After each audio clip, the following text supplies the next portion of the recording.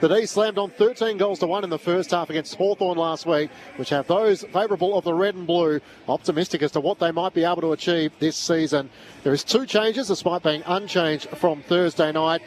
Johnson comes in and Harrison Petty is the late out with a hamstring tightness, so he comes out of the lineup and Jake Melcham comes in. So Fritsch and Petty as the 2 players who go out, and Melcham comes in alongside Aiden Johnson. The Tigers were admirable last week, going down by 2 points against the Blues, and they bring in their 8th debutant for the season. Zane Piker will make his debut for the Richmond Football Club this afternoon. Picked 31 in 2025 from Woodville, West Torrens in South Australia. Matt Klitsch called the action alongside Ben Cameron. Welcome to you, Benny. Hello, Clinchy. Great to be here. The 200th meeting between these storied old clubs in our game. Can you believe that? So it's not as many as I would have expected. And even more remarkably than that, I think, they shared 4 of the 5 premierships between 2017 and 2021, but never played a final in that period.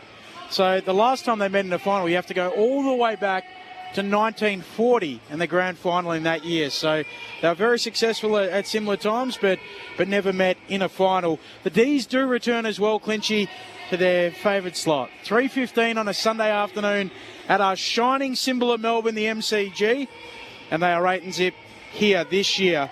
And the last time that a team won their first 9 games of a season at the MCG, that was Richmond here in 2018, their preliminary final year, when they were bundled out by Mason Cox in that prelim final. Yeah, sets the scene beautifully for us this afternoon. It is cool and there are some dark clouds above, around 13 degrees at the moment, but there is the forecast for some rain this afternoon.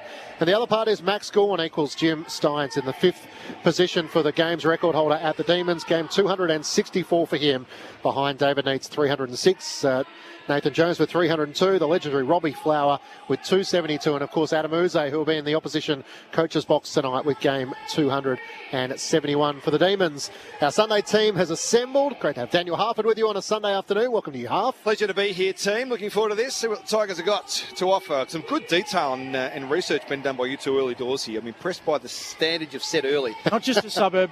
Not just a suburb research, that's right, in the north of Melbourne. It's nice to be at the Coliseum any stage, and particularly after last night, watching the rain pelt down, you think, oh, how's the surface going to look? It's magnificent. Yeah. Absolutely magnificent. Alongside Harf, it's great to have Bob Murphy with you. He's on his 2-week break from ABC Radio Melbourne, so the alarm will go off tomorrow morning. But firstly, he's with you on a Sunday afternoon to bring the excitement of this afternoon with half an eye on the Bulldogs West Coast game, in which the Eagles lead by 2 points across town at Docklands. Robert, welcome to you. Pugilistic start from you, Clinchy, mentioning the 3:30 alarm and then mentioning the Bulldogs are currently 2 points behind. And then you said, I'll bring the excitement. Will I? Those sort of comments are not helping. You know, we've got to set ourselves up to win here. I had a big preamble monologue ready to go. I was going to say, death, taxes, and the Demons at 3:15 on a Sunday with our little gang here. But I am genuinely excited. I can't wait to get stuck in with you all. Yes, I'll lift my standards, and we hope the game comes with us throughout the afternoon. You're not wrong. You're not wrong. The alarm will go off early tomorrow, and the Dogs are having a bit of trouble under the roof at Docklands. But today's an exciting day for what's happening. Rory Lobb has just put through a goal, Bob, which puts them 4 points ahead of the West Coast Eagles across town at Docklands. We are into the double-ups as well. So a lot of games that we're seeing at the moment in this AFL season are fixtures that we've already seen earlier this year. We actually don't complete everybody at least playing everybody once until the final round of this year's season, which is bizarre. A little bit bizarre. No, we've got to fix that. No, the reason it happens is because, there's no reason. Yeah, there is. There's not.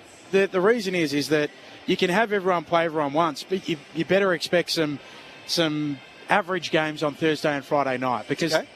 Well, if you're happy with that, we've had average games on Thursday and Friday night anyway. It doesn't matter what round it is or who's playing who. Sometimes they're just average games. That's okay. I'd agree with that. Isn't that just part of the game? Possibly, yeah, but the broadcasters don't want that. And they prefer coming into the most important time of the year to have the average game so everyone tunes out. Well, they're paying the bills, so... No, but that's what I'm saying. Like, if you're leading into finals, you're 4 or 5 weeks away from finals, say, in a couple of weeks' time, and you're going to get some rubbish games because you have to, because we've got to that stage of the year where they have to play them at least once. No, but it's more a case of, because they can only play certain teams off so many 6 and 5 day breaks, to keep them in the Thursday, Friday night rotations, they need to have some more double ups before they get to the first meeting. That's what they'll explain to. Peter V'landys doesn't worry about this stuff. He just gets the job done. Anyway, let's sign big contracts during the week. Just ask him. Deals during the week. Getting back to the point, these teams did meet in round 7 this year. Melbourne won by 54 points. So Jonty Ford kicked the first goal in that game. Unfortunately, not out there today. And Cozzy Pickett, 29 disposals and a season high 4 goals, was the 10 vote getter in the coaches' votes. Tom Sparrow with the 8 as well. It was a Melbourne shutout, predictably, with a 54-point win in the votes. The Demons have won their past 7 against Richmond dating back to 2021. The players are going to gather in the middle of the MCG. All 18 AFL clubs are wearing black armbands this weekend in tribute to community player Nathan Fitzgerald, who passed away on Monday, 27 years of age, suffered critical head injuries during a game at Lawler Recreation Reserve in Melbourne's north over the weekend. The Epping Football Club has gathered around his family. A lot of his teammates were down on the boundary, his side, Richmond, who he supported, as they ran out onto the MCG. And now the two sides will gather arm in arm. Community footy, grassroots footy is such a big part of what we enjoy doing over the weekend and coming along to see football at the highest level as the two teams gather in the middle of the MCG. Whose tragic passing while playing the game he loved has deeply saddened the football community. Nathan was a much-loved teammate, friend and family member. And today, our thoughts are with everyone who knew and loved him. Football brings communities together, and today we stand united in honouring Nathan's life and the impact he had on so many people. If you are able, please stand now and join in a moment's silence in memory of Nathan Fitzgerald.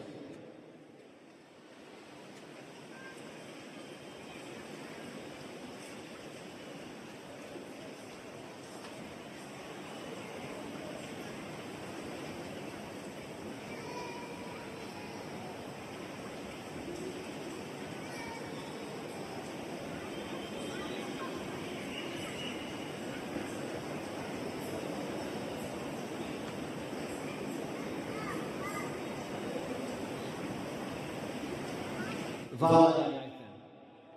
Thank you and enjoy the game. So the Melbourne and Richmond players arm in arm in the middle of the MCG. Richmond are in their Indigenous jumper for NAIDOC week, and the emotions clear to be seen for everyone. Bob Murphy, Daniel Harford, one of the saddest realities. You go to participate in a sport and your child doesn't come home. These two sides play for 4 points this afternoon, but it's a constant reminder there's so much more important in life. Plenty of perspective on the back of that tragedy last weekend. And you talk about local footy and community footy and sport, full stop, not just footy, but community sport is the heartbeat of pretty much the nation in many respects, and certainly communities. And to have something like that happen to a specific community, the Epping Footy Club, but also the Layla Footy Club that felt that as the opposing team at that moment, and the Northern Footy Netball League. But just, as the message said before, the whole footy community, it's just horrendous that a young man didn't wake up the next morning after playing a game of footy. It's just horrific. And from the top level all the way down to try and make sure our game is as safe as possible. So the cricket pitches, the concrete cricket pitches in the middle of ovals, that's an area which will be addressed by the AFL. I'm sure we'll see action as a result of that. So the tribute has taken place, a chance to focus in on this afternoon's game. The Demons are starting to rise with expectation. Now they face the challenge of coming to the G, a place where they haven't lost so far this season, Bob, and take down an opponent that really on paper they should do rather comfortably. But we know in today's footy, can't take anything for granted. Oh, it's like putting on a pair of your favourite jeans coming to the MCG for the Melbourne Footy Club. They hold you where you want to be held, Half. Do you know what I mean? I'm dragging you into this metaphor. Like, you know, don't you? I do know. Yeah. I'll back you up. Yeah, you know, I feel like you're quoting chicken fried. A pair of jeans that fit just right. I've got a favourite pair of jeans. Look, I'll cut to the chase. They really like playing at the MCG, but more importantly, they really like playing with each other and for each other. And we as a team, we've covered a lot of their games, and we're almost challenging ourselves to come up with new ways of how to describe it. But they have been one of the stories of the year, and Stephen King, you know, probably just being shaded by Justin Longmuir as the coach of the season. They've caught everyone off guard. And the Tigers, who haven't performed, they haven't got the results. Patience is being asked for at some point with their development. the question I have is, when was the last time the Tigers surprised us with the result? Yeah. It's been a while. Well, nearly last week. Yeah, I mean, they got close. They got close. But at the end of the season, they need to get a wriggle on. Well, and they'll be up against it today, but the sides who are building for as long as they have been, they do at some point jump up before your eyes. Maybe today's the day. It does feel like Richmond saved their best for the Blues, yet that being said, Melbourne are the only side that have lost to Essendon so far this season, so you have to take all that on notice. Bob Murphy and Daniel Harford, your experts. Matt Clinch and Ben Cameron to call the action. The final member of our team, I think she's wearing her favourite jeans as well. Gemma Bastiardi is with you. Welcome, Gem. Great to have you. Definitely wearing my favourite jeans today to stay warm. It's pretty chilly. The rain is coming and going, but it's not heavy. It's just a little bit of a light sprinkle now and then. And I think if you guys were watching that tribute in the middle of the ground with all the players, Cozzy Pickett wasn't there. He is out there now. He ran to the bathroom and didn't get back onto the field fast enough to join them. So he joined from the boundary, but he's out there ready to play. Melbourne fans will be relieved to hear that. So Johnson and French swap positions. Huh? They'll be relieved, won't they? Yeah. Will be. That's Jake. When you got to go, would be very proud of that, wouldn't he? Absolutely. The Demons with a couple of changes from their selected side. It wasn't intentional.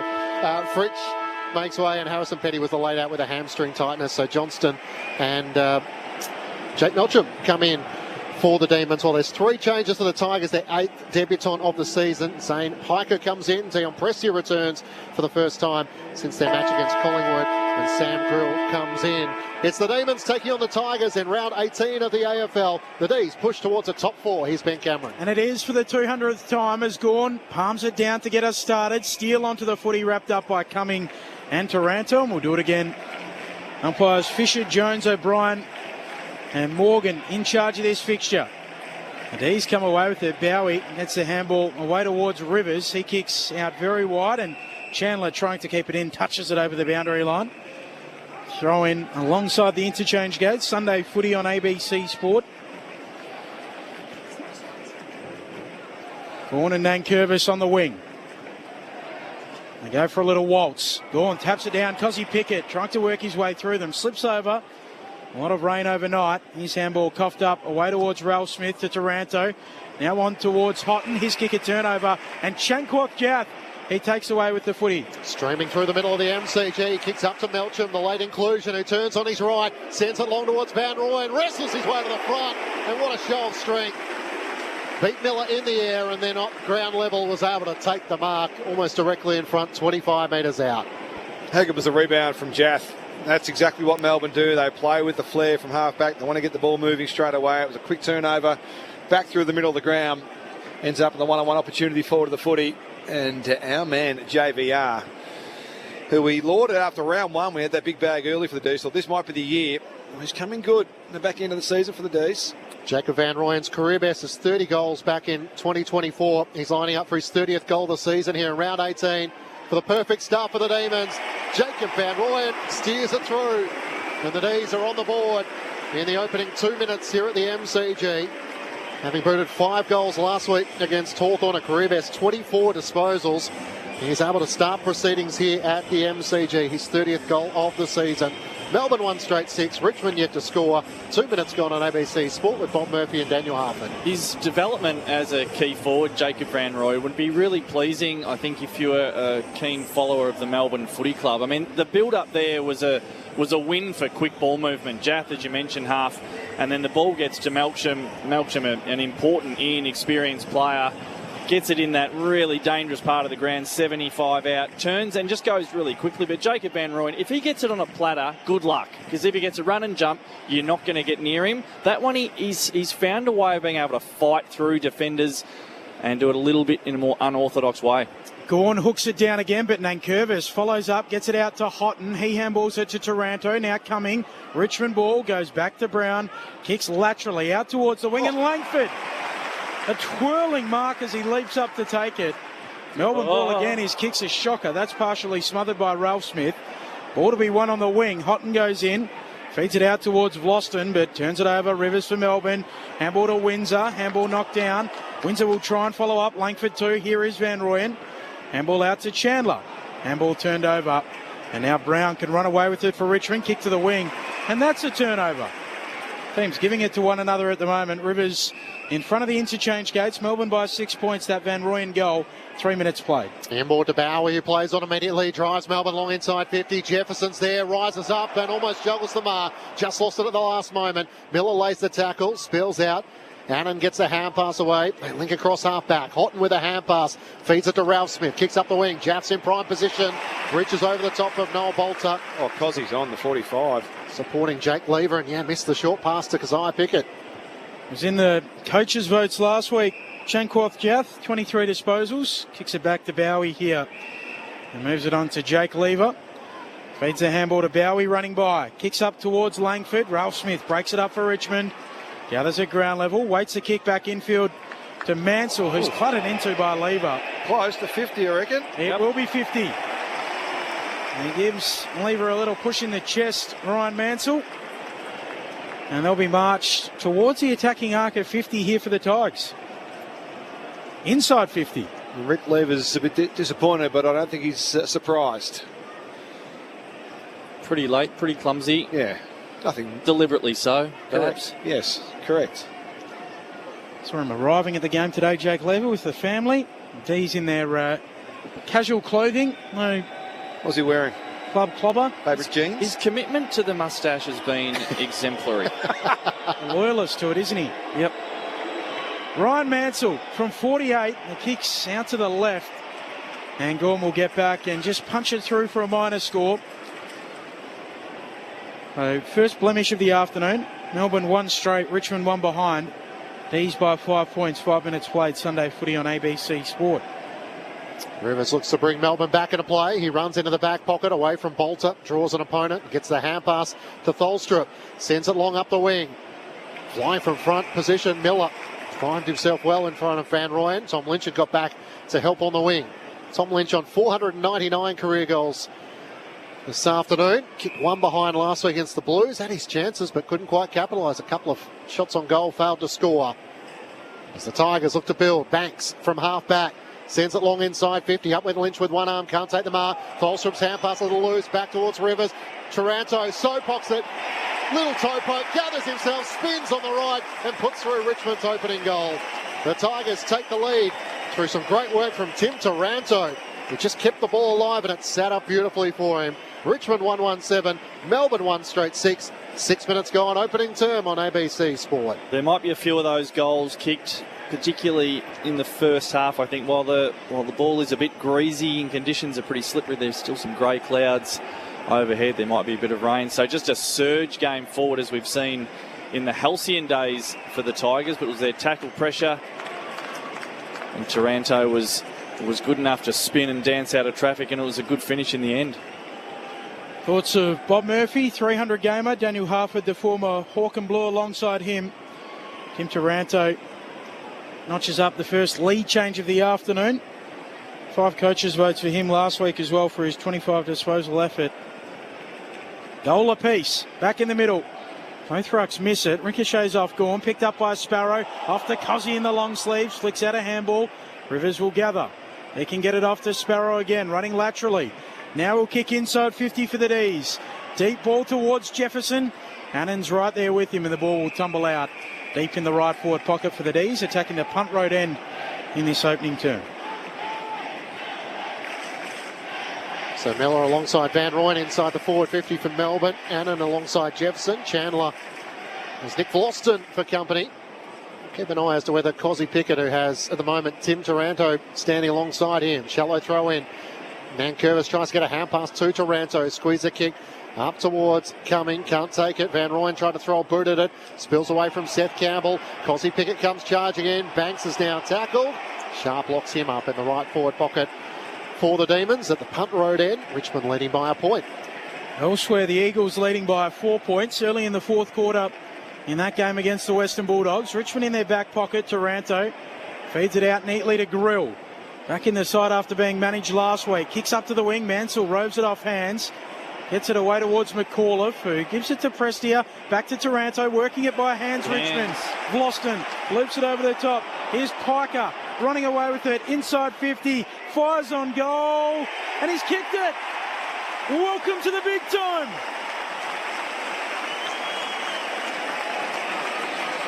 His first goal in AFL footy.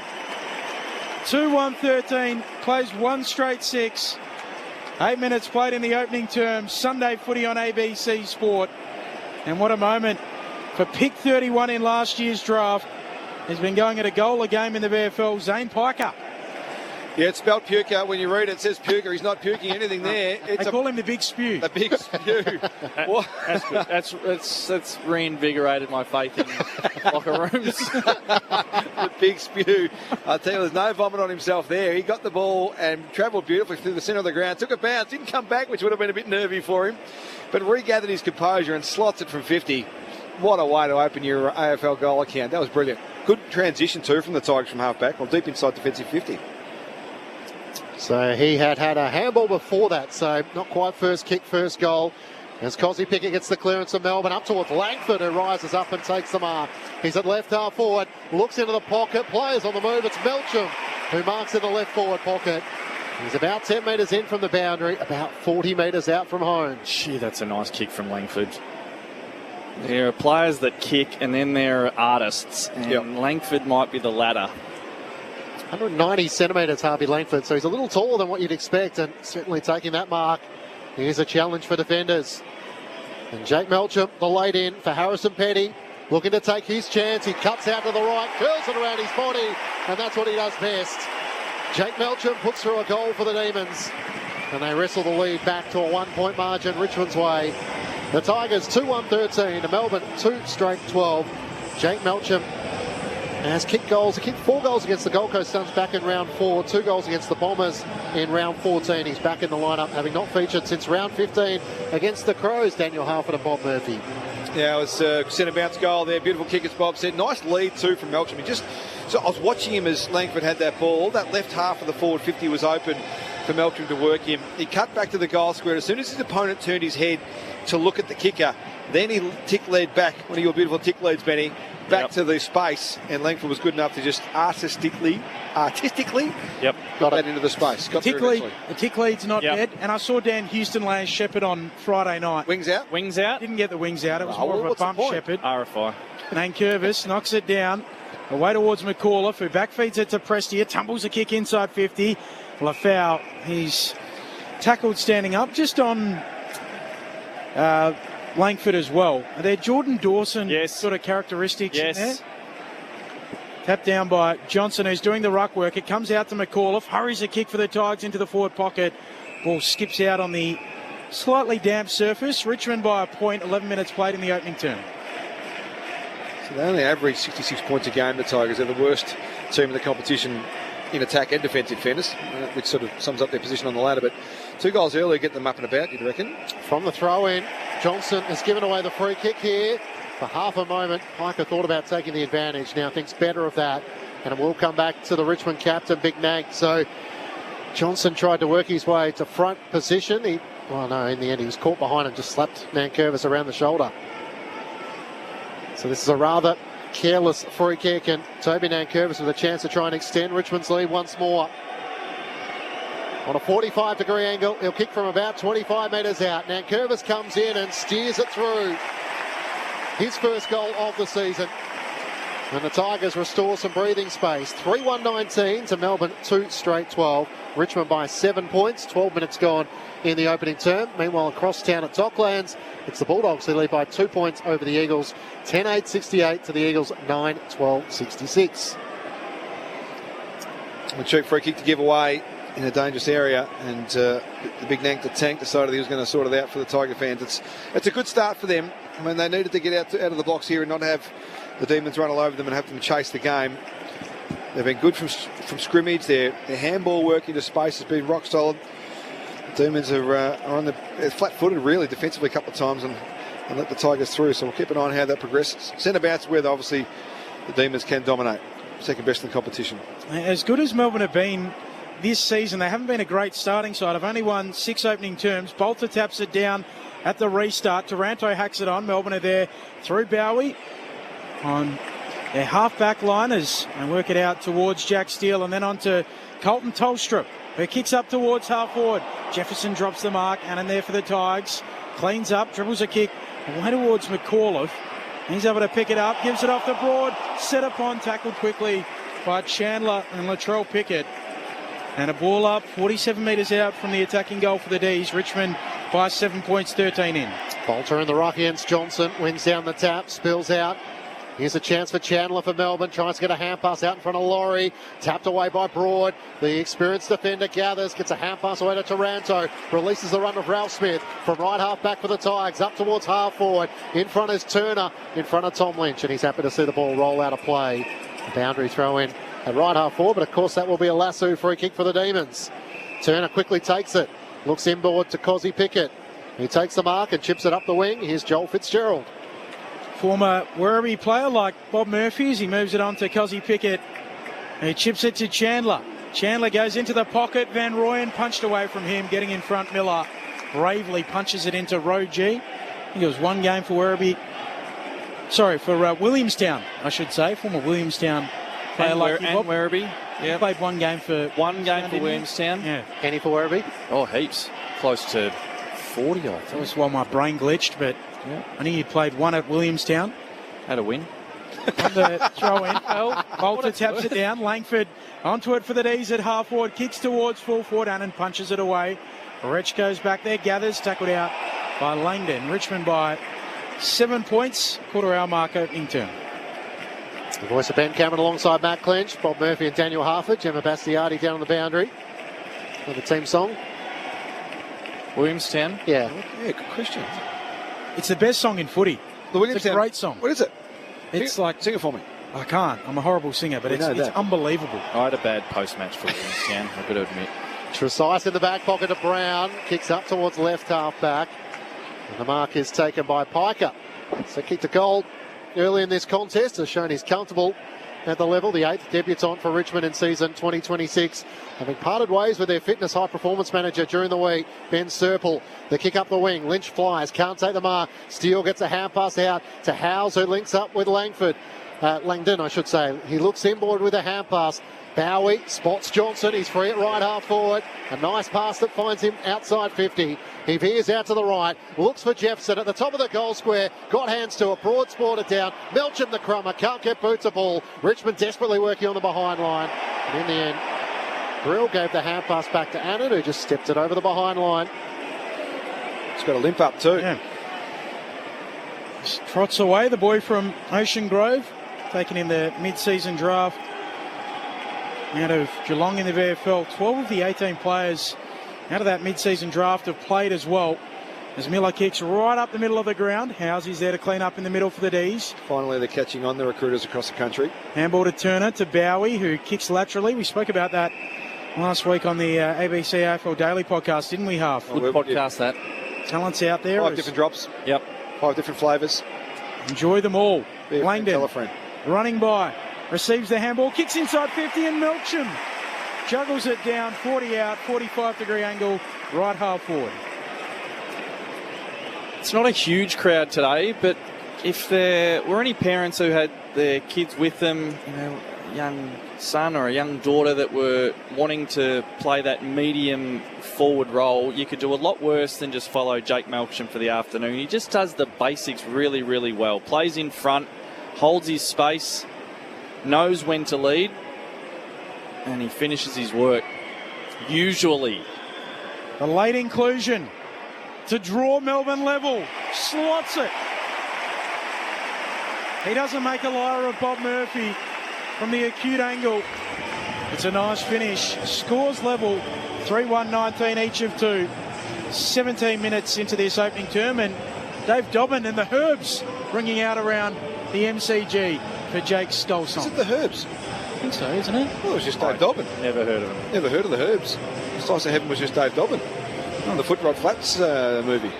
I thought his band was Everything the can Herbs. benefit from Herbs. It's been a bit of a sub-theme on this slot. That's true. I just imagine that. I swear. Bought some basil this Look, morning. this is for the true believers. But last night my daughter said, "Have we got any cinnamon?" And I was like, "Oh, this is how." She's been listening. She knows. Half it's gotten to them. It's gotten to the children. Look at Melcham. I was like, "Put some chili on your pancakes." Gawn takes it out of the ruck for Melbourne, kicks up towards half forward. Latrell Pickett had it spoiled away from him by Banks over the top of it. Houghton tries to knock it clear, spills out to Ranto's way, kicks it backwards in the end. Windsor tries to knock it clear. Melbourne inside forward 50. The fend off from Melcham. Hand pass over his shoulder, cut off by Broad. His hand pass, a turnover straight to Fitzgerald. Kicks towards goal. It's offline to the left and misses everything. Out of bounds just in front of the left behind post, and a boundary throw with the Demons deep in attack at the punt road end. Inside 50s Melbourne 10-5 despite scores being level at 3-1-19 apiece. Dogs have got it under control at Docklands. 14 points to margin, 10 to go against the West Coast Eagles. Just breathe, Bob, breathe. Bolter brings it down. Annan Roves close to the boundary line. Exiting kick beyond defensive 50, and Jaff, who's been busy. Has he had a good start to the game? Jaff coming in off a good game last week against the old mob. In the coaches' votes on that occasion. Sends it back inside 50. Whoa. Big fly and a free kick. Bravely from Trezise. Coming in from the side. He was dealt with. Wins a free kick. Moves it laterally to Grill. And he gives it off to McAuliffe. Long kick up towards the wing. Up they go. Punched away by Lever.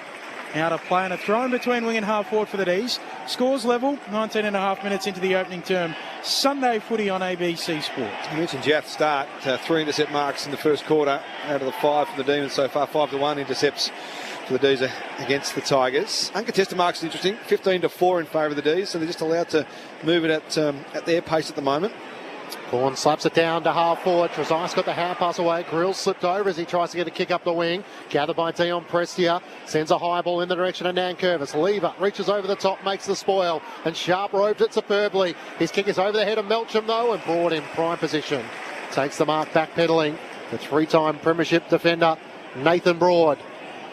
Out of contract at season's end. You wonder if that might be it for him. 33 years of age. There have been questions whether he'd want to go back to WA. He has said he's loyal to Richmond for everything they've given him. Miller takes the mark from Banks. And Benny, over to you. WA, you mentioned. I think the Eagles got something for us there. The Eagles are a little self-conscious about how many Richmond people they've brought in. As Miller, speaking of native West Aussies, kicks it back to Broad. Defensive point of the square, gets around one. Kicks out really wide. And here's Piker. Already kicked a goal with his first kick on debut. Moves it up to Mansell. Half forward now for Richmond. Evie is out to his right. Sets it up towards full forward. McKelty Lafau launches. Bolter too. Lands in his lap. Doesn't quite complete the mark. And they jump on top of him. Ball up at full forward. Here for the Tigers. Scores level.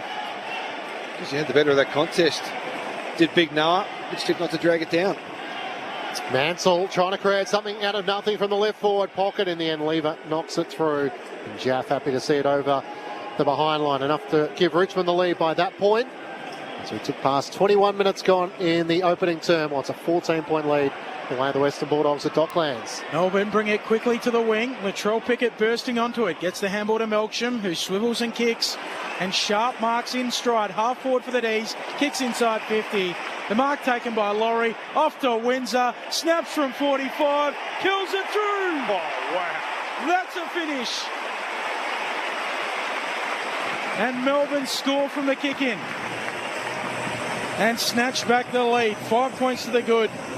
Second lead change of the afternoon. 4-1-25 plays 3-2-20. Talk us through it, Bob Murphy and Daniel Harford. Should we lament the lack of improvement in a lot of set shot goal kicking from out in front, but this is the snap generation. Yeah. The ability to snap the ball, not just from angles now, but it's now from distance. Right. So Windsor there gets the sharp handball and under some pressure, but he's only just inside 50. Pressure coming on his left. That is a beautifully timed snap of the ball. Who made it look easy? That is not easy. That is not easy from that distance. Beautiful shot. How's the transition from the goal square kicking?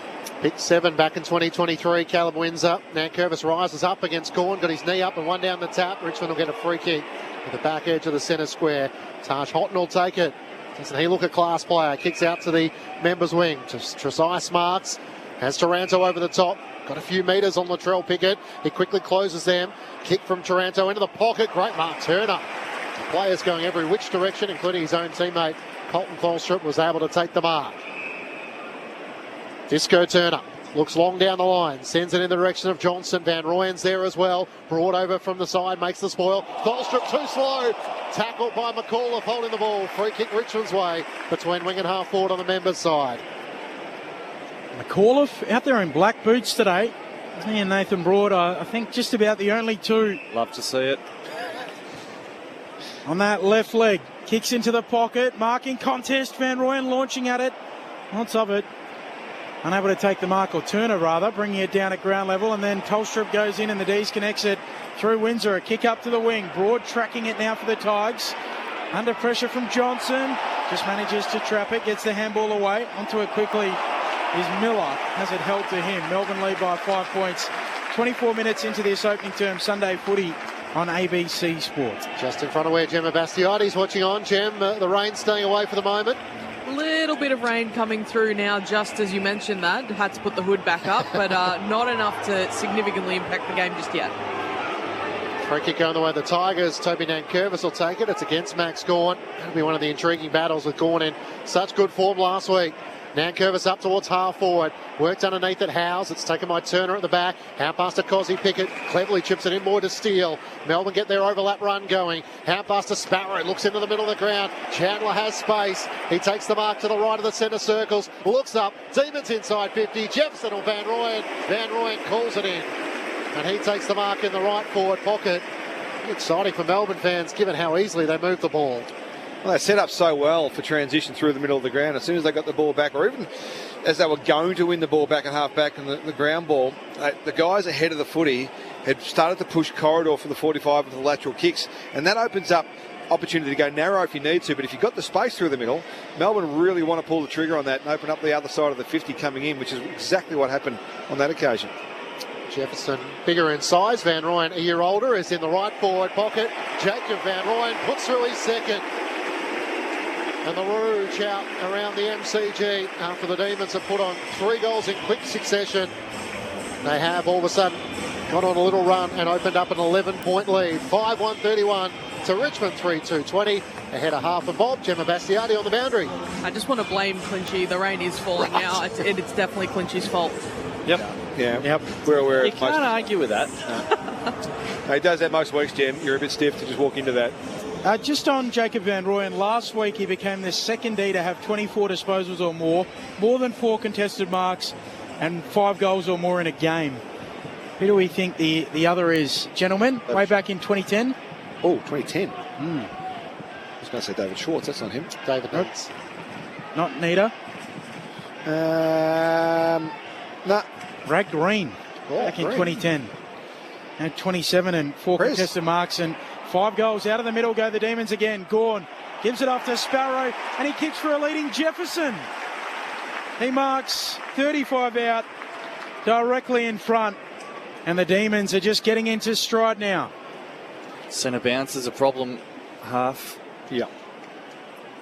Demons getting on top in that area and just able to run through after that clearance. Shoulders out, direct line to goal. Pretty tough for the Tiger defenders in that situation. It's great chemistry around that centre bounce area for the D's. Jefferson's drop punt is left. Melbourne lead by 2 goals neat. 5-2 plays 3-2. Kicked the last 3 goals of the game now, Melbourne.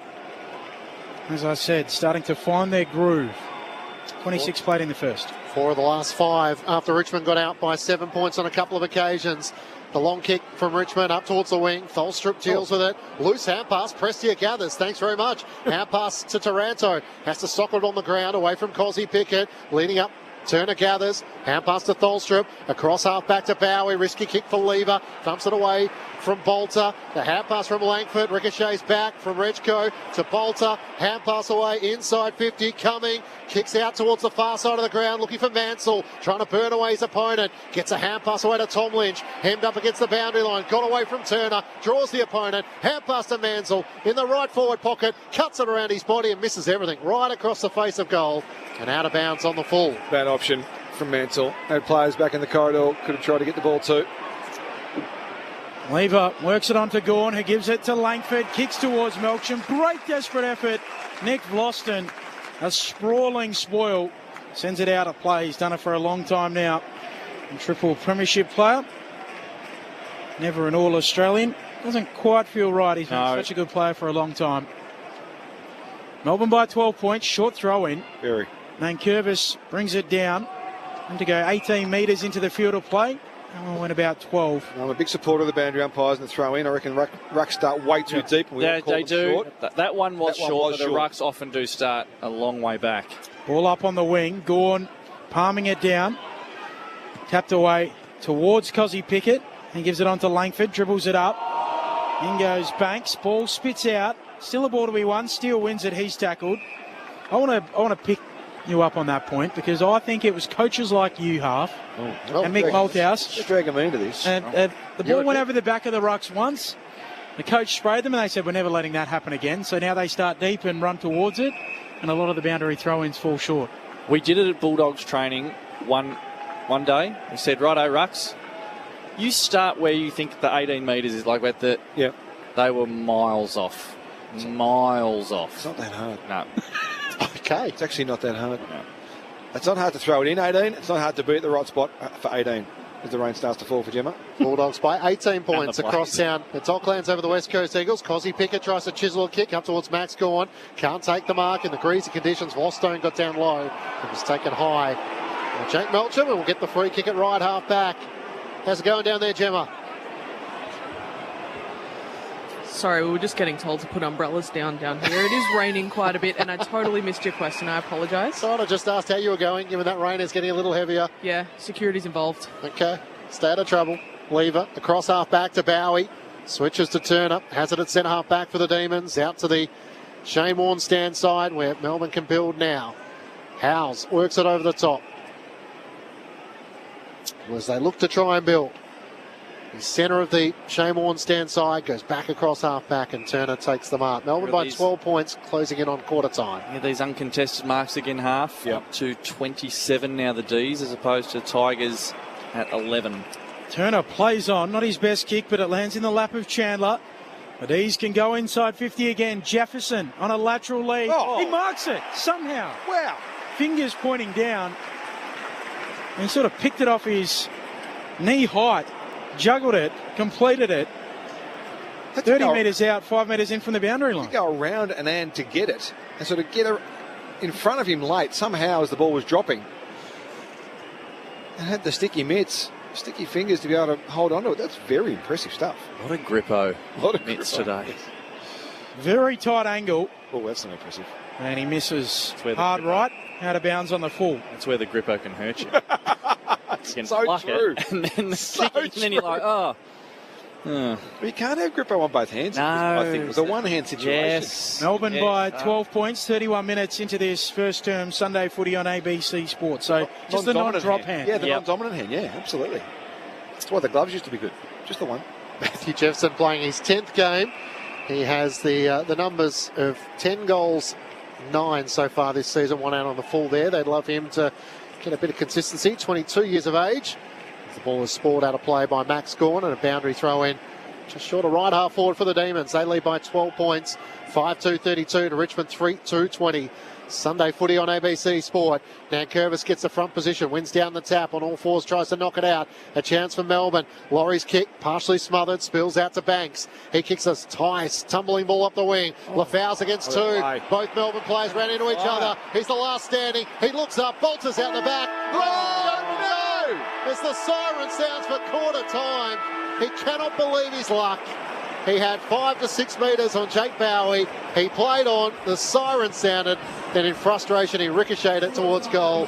It doesn't count. You could see it happening. I looked down at the clock and saw 3 seconds. I thought, oh no, he's going to play on here. And sure enough, Noah. Oh, dearie me. He put the no in Noah then. I don't. That's. You can't blame him there.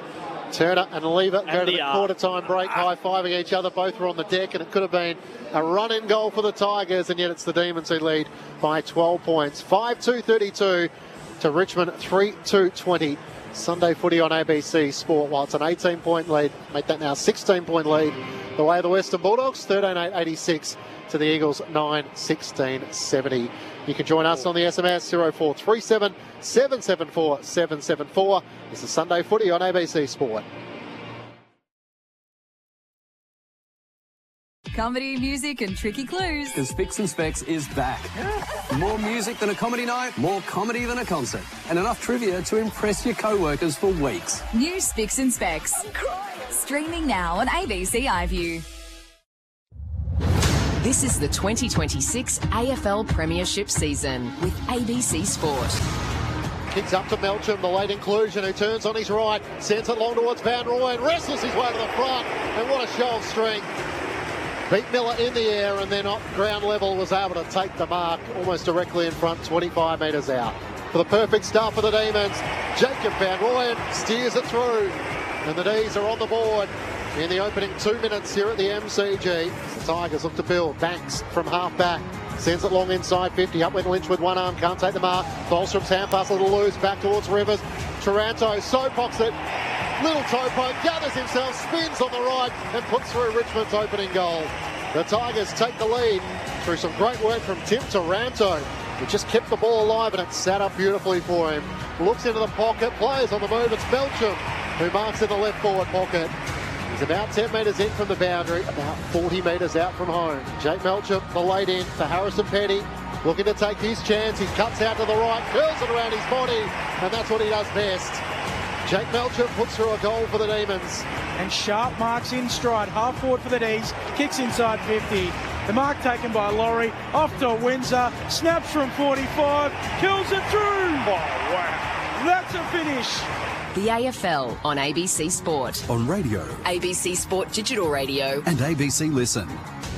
Quarter time at the MCG. Melbourne leading Richmond by 12 points, 5-2-32 to the Tigers, 3-2-20. Richmond kicked 3 of the first 5 goals of the match. They got out by 7 points on a couple of occasions, but Melbourne finished with the last 3 of the quarter to lead by 12 points. Matt Klitsch and Ben Cameron calling the action. Daniel Harford and Bob Murphy are your experts on ABC Sport.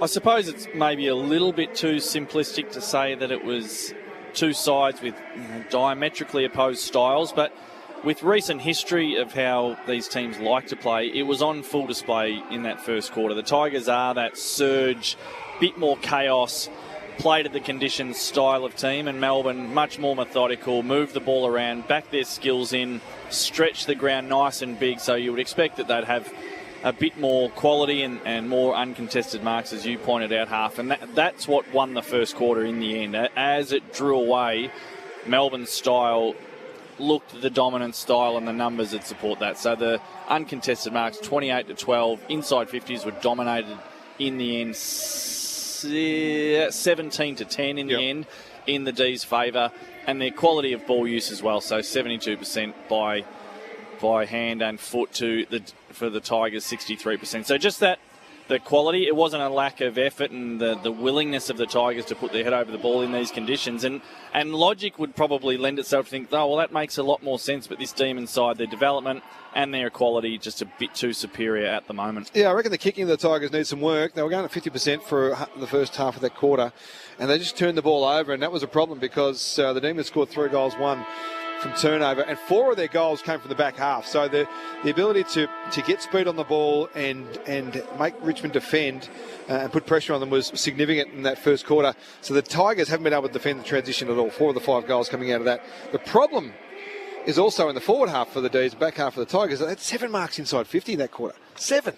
2 contested and 5 uncontested marks inside forward 50. So that's a problem. It's the speed of the ball coming in. It's that transition. The Tigers can't get back quick enough to guard the space, and just creates too many lanes for the forwards of the Demons to work into. And they really did show their class a few times with some of their transition stuff. So that's what I'd be worried about if I was Adamuzze. Clearance-wise, fantastic. 14-7. Clearance is 4-4 out of the centre. So you're nullifying Max's big strength from a Demons perspective. So that's a big tick for the Tigers. And they'll get territory on the back of that more often than not, but they just haven't been able to get enough damage forward of the ball. I mean, Taranto had 14 disposals, more than double anyone else in his team in that first quarter, went at 29% kicking efficiency. So that's not good enough. He's got to be better than that. And so he leads all comers by. No one else is close. 9 is the next best with Bowie and Pickett. He's getting a heap of the footy, two clearances, but just not using it well enough. And I think that pretty much sums up the Tigers' first quarter. Didn't use the ball well enough and put them on the back foot on the back of that. So the D's by 12 points as players head back into position. Full time at Docklands. The Bulldogs winners by 12 points. They move up to 7th on the AFL ladder despite some concerns in the first half. 13-8-86 to the Eagles, 9-16-70. Aaron Norton finishes with 5 goals. Marcus Bontempelli and Job Shanahan booted 2 goals. Players heading out into position on the SMS, 0437 774 774. I think the Traralgon Tiger likes your Sunday vibe. The Herbs knew their association with Dave Dobbin was over. It was time.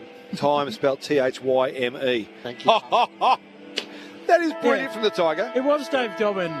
Feet, Herbs. Yeah, no, I wasn't aware there were Herbs involved. Certainly at the time. Melbourne by 12 points as we get the second quarter underway. Corn wins down the opening tap against Nankervis. It's gathered by McAuliffe, though. Kicks a high up and under kick across half-back. It's spewed off the outside of the boot. And Vlosten takes the mark. Spews and pukes. How are we going? Yeah. Vlosten has a left half-back. No damage done for Richmond. Sends it up towards Lafau and Nankervis. There's a whistle holding before the ball had arrived. We could get some lightning and chunder lately. Let's hope it's not what we're watching. As Taranto has it at left half 40, eventually finds out it's his free kick. So possession number 15 coming up for him half. Sends it in the direction of Tom Lynch. He's got 3 demons to compete against, including Max Gawn. Yeah, that's a bad decision. That's a bad kick inside forward 50. 3-on-1 against. It's unimaginative, isn't it? No, it's boring. Yeah, it's a bit. And it lacks it's a bit sort of like I don't want to sort of take on much pressure or responsibility. I just yep. You go. It's up to you guys. It's a nothing kick. Which for a player like Tim Taranto is saying a bit short. Short throw in. Nankervis takes it out of the ruck, gives it to McAuliffe. Has a flying shot from the acute angle. Punched through by a lever. In fact, just wide of the behind post. Out of place or throw in alongside it. Gemma Bastiani. Just an interesting one. Since the quarter-time break, Nathan Broad and Adam Uze have been in a long discussion on the boundary. Not any injury concerns, just strategy. They're trying to work out how to defend this Melbourne forward line. Well, I think the issue, Jim, is not the forward line. I think it's further up the ground where they can't stop the rebound. Melbourne by 12. Richmond attacking the punt road end. Bolter brings it down. Taranto swings a snap on goal, but it's out to the right. Floats through for a minor score. No, that's not good enough. That's kickable. That's more than kickable. That a forward 50 stoppage, that's almost no pressure. For AFL level footy, that's not really under any pressure there, Taranto. Should have done better. Melbourne by 11. Bowie straight down the middle looking for Max Gawn, who seemed to get his opponent hot and high. No whistle. Trezise through the middle of the ground, gets away from Laurie. Hand pass back to Banks, centre of the MCG. Chips to the outer side where Miller can take the mark. In fact, it's Ralph Smith good for who has it. Banks had a really clean possession there to get it out, get it back, and made some good decisions. That's good. That's good stuff. Ralph Smith shares it with Miller, who takes the mark just in front of Johnson. The late inclusion from the teams being named for Bailey Fritsch, while Harrison Petty was a laid out with a hamstring, and Jake Melcham came in. Into the pocket, Lynch the target. Turner did well, stood his ground and held the mark. Good contested mark from Daniel Turner. The Melbourne players think so highly of him. Quote him as being a potential future captain. Quite a rise, hasn't he? As Turner goes to his fellow key defender in Lever, who's honouring that moustache, kicks up towards half-back. Johnson just shoved out of it, and the mark taken by Ralph Smith, but a shepherding free kick. It'll go Melbourne's way at half-back. The free kick goes the way of Johnson, who feeds it out towards the run of Chankwath Jath. He loops a handball on. It's their first free kick to those. Here's Fitzgerald. So we got the little Bronx cheers. Fitzgerald gives it off to Howes, who goes back to Johnson. Forward of the logo. He'll wait a kick inside 50, looking for Gawn. Brought away by Nankervis. Free kick. Every day of the week. Nankervis wrapped him up in the bear hug. Inhibited his reach. And Max with a free kick. The mark said 40 metres out, slight angle to the left. So Max got fighting eyes on at the moment. He's into it today, Max. Yeah. He's jumping high. He's diving for smothers. He's looking youthful. He's got fighting eyes. He wants a fight today. He's really annoyed he's being held and retarded in that marking contest and wrapped to get the free kick.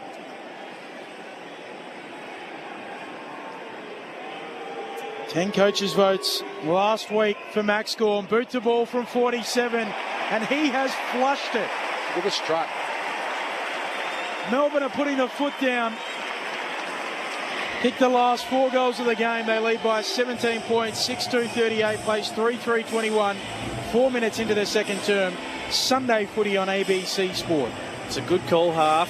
I was watching in the first quarter and just thinking, geez, He's jumping high and he's throwing himself. He's covering a lot of ground as he always does. But this is not lovable larrikin Max today. Yeah. This is lion-hearted Max today. He has got fire in the belly. You're quite right. That meant a fair bit to him. Taking Nankervis deep, gets the free kick and then knocks it in from 50. And it was a bit of a strut. No doubt. He holds his space and I am the man in the Coliseum today.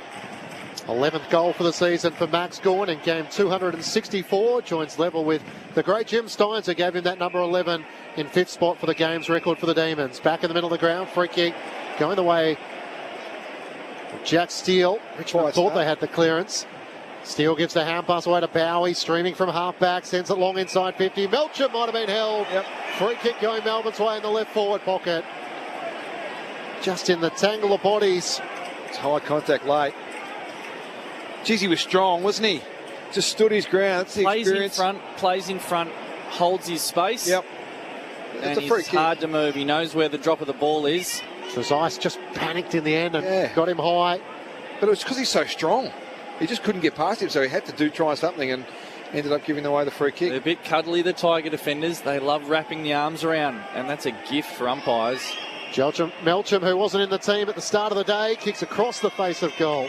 There's 2 goals, 1 now as it's punched through by Toby Nankervis for a minor score. Melbourne leading by 18 points as we tick through 5 minutes of the second quarter on ABC Sport. Miller taking the kick in. Sends it towards the half-back flank. Welcome to those of you joining us from the game between the Western Bulldogs and the West Coast Eagles. Melbourne leading Richmond 6-3-39, plays 3-3-21. So the D's leading by 18 points. The goal kickers, Van Rooyen with a couple, Melksham with a couple, Windsor and Gawn as they go for it again. Here the Tigers, but it's mopped up by Rivers at fullback for the Demons as he gives it off to Cozzy Pickett. And then the exiting kick from Jack Steele towards Langdon. While for Richmond, their goal kickers, only 3 of them, Taranto. Piker on debut, his first kick in AFL footy a goal, and then Nankervis. But Melbourne have kicked the last 4 goals of the game to open up that 18-point lead, 7 minutes into the second term. Ben Cameron and Matt Clinch calling the action. Daniel Harford and Bob Murphy. Gemma Bastiardi on the boundary. Gawn kicked the last goal of the match. He slaps it down here. It's a half forward as it's chopped off for the Tigers. The kick up towards inside the 50. Noel Bolter racing after it. Did Bowie take him high? No whistle. Lever gets a hand pass back to Howes, to Jaff, and now to Langdon. Hard against the boundary line. Has to kick awkwardly off the outside of the boot. Up towards Melcham. Flies, can't take the mark. On the back of Nick Vlosten. Ball still alive against the boundary line. Melbourne try and knock it forward. Vlosten lucks it in. Trezise on the very bottom of the pack. Can't knock it out. Melbourne by 15 points, 6-3-39 to Richmond 3-3-21. Up it goes. Gawn wins down the tap. Fitzgerald, his kick is smothered off Nankervis. Goes out of play. Melbourne by 18. Sunday footy on ABC Sport. 3 games on the slate today. Still to come later this evening. Brisbane and Essendon has gone. Slaps it on. Around the worn wing, coming up to the footy, Jefferson gives it off to Bowie. Kick smothered, ricochets away, Fitzgerald picks it up. D's ball, back to Bowie by hand, kicks into the pocket. Melksham, he marks 3 metres in from the boundary line, 35 metres out, left forward pocket. He makes good decisions, Jake Bowie. And he had no time to do anything there. He's got the ball, looked up, he knew exactly where he wanted to kick it. Melksham was in a close enough zone, he kicked it to advantage. We end up with a mark inside 50 again. He's very good. Well, become a serious player. Well, Vlosten was the defender, so your kicking's got to be at an absolute premium to get it past him. Melksham, 40 metre snap. Won't quite have the distance on it. Goes towards the goal line and knocked through by Miller. Melbourne lead by 19 points, 9 minutes into their second term. Sunday footy on ABC Sport. Wonder how we'd go with a drop punt. Yeah. The next one's got to be drop punt, doesn't it? After my hyperbole around the snap generation, there's been a few go belly up since then. Banks brings the Tigers back into play. Big fly, Noah Bolter. He got underneath it in the end, and the mark is taken by Lever. Quickly reloads inside 50. Johnson has a go. They're all trying to go early. It spills out the way of McAuliffe, and it's hugged to his chest as he's tackled by Steele. Nank got out of the way for Johnson. He had him as a step ladder, and Nank knew he didn't want to be posterised, so he just stepped forward, which meant Johnson just flew into nothing. 45 metres out from the Demons' goal. Gawn tries to get it down to Cozzy Pickett, taken by Ralph Smith. Kicks up the wing. Lafau has to try and deal with it now on ground level. 3 Demons set upon him. He keeps it alive. Did well. Got around Bowie. And now Sparrow lays the tackle. Trying to get it out to Seth Campbell, who hasn't had a lot of the footy. Picked off by Ed Langdon. Hand pass to Bowie. To Sparrow, dodging and weaving. On the Shane Warne stand side. To Laurie and now to Jaff. Tries to poker kick looking for Pickett. Spoiled away by Ralph Smith. He and Vlosten combine. Ralph Smith's kick up towards the wing. Bounce eludes Gawn and Bowie. Still a chance for the Tigers. Piker gets a hand pass away. Here runs Taranto. Dodging and weaving. Got away from Howes. Not a great kick inside 50 to Bolter. Lever slides in. The Melbourne defender was better positioned. He turns defence into attack to Gawn at halfback. Watch him go. Moves laterally to Chandler, who elects to just hold it up for the time being. Melbourne by 19. Chandler wants to bring it out towards the members' wing. Harvey Langford on a searching lead, gathers on the bounce, retreats with his kick back to Rivers. It's a good player, Tim Taranto, but he's drifting into a place today where the Demons might be just let him kick it. Yeah. Let him have it. He's really hurting them. Rivers to Bowie. Rivers runs by, kicks inside 50. Cozzy! It's his kingdom, the MCG. And he rose up amongst the top tier to take that mark. He was never not marking that. No, From so far out, he had the run, the sit. Nanker was in front of him. It's a good launch pad. He's so well balanced in the air. A lot of guys lose their shape, we talk cricketing terms, when they get in the air. He's so well balanced. Cozzy Pickett to finish the job, hooks it left. I think you're losing shape. And it's swatted through by Anand. From about 5 metres out in the end. It wasn't his best kick. Cozzy Pickett, and he lights up the MCG so often. Melbourne by 20 points, 11 minutes and change into this second term. Gemma Bastiardi on the boundary. Yeah, Cade Chandler was due for a rotation just after that mark, and he came off shaking his head just in awe. Vlosten with the kick in duties. Thanks, Gem. Long kick towards half-back for Richmond. And Langdon's hand pass a little too sharp in the end for Howes. It breaks through his hands and goes over the boundary line. Melbourne 6-5-41 to Richmond 3-3-21. The Demons led by 12 points at quarter time. That booted the only goal Melbourne of this second quarter through Max Gawn, but the last 3 scores have been behinds for the Demons. Gawn wins down the tap. Sharp can't gather. Sparrow clean. Hand pass away to Steele. Kick smothered. Ricochets back to him. Hand pass to Laurie. Centering ball to Van Rooyen. They did that well, the Demons. Just worked their way from half forward inside 50. And Jacob Van Rooyen has been the hot forward with 2 goals so far. Good play. Good play from Laurie, just to be aware. He didn't have to blaze away. He had targets, corridor. Van Rooyen's always a good one, I reckon. The way things are unfolding at the moment. Some danger signs for the Tigers here. Winning clearance. The quarter time of hit outs. Max is getting on top there, certainly hit outs perspective. 2 goals from 4 disposals and 4 marks. Jacob Van Rooyen from directly in front, just inside 50, leans back on it and it drifts to the right hand side for a minor score. So Melbourne by 22 points now. They're not overawed by the conditions, are they, Half? A little bit slippery, bit of rain about, but the Demons back in their style. This is how they play. They take it on, they move the ball around, they use the entire MCG, and at the moment the Tigers just can't go with them. Vlosten with the kick in, spoiled down by Gawn, and Langdon wins it back on the wing. Handball to Sparrow, who plays a little bit of tunnel ball with himself. Now he's tackled. Cumming wraps him up. So just on the D's, 8-0 at the MCG this year. The last time the team won their first 9 games at the MCG in a season was Richmond in 2018, as Brown gets the clearance for Richmond, kicks them up to half forward. Sliding in though, Lever takes the mark at centre half back for the D's. Gemma Bastiani. Yeah, Nathan Broad still hasn't come on for this quarter. He's just testing out his hamstrings and spent some time on the bike, but seems to have been given the all clear to come on the ground. Thanks, Jem. Cozzy Pickett alongside half-back for Melbourne. Chips it up the wing. Sparrow gave it back to Cozzy. Looks creatively into the middle of the ground. There's 2 Melbourne players there, Tholstrup and Windsor. In the end, Tholstrup in front takes the mark.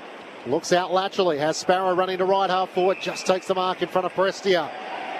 He just lingered with his tackle for a little bit, and it's allowed Richmond to get numbers back. Sparrow tries to poke a kick over the top to Laurie, spoiled away from him by Grill. Boston gathers for Richmond, gets the hand pass out towards Piker at half back. The ball eludes him and goes out of play.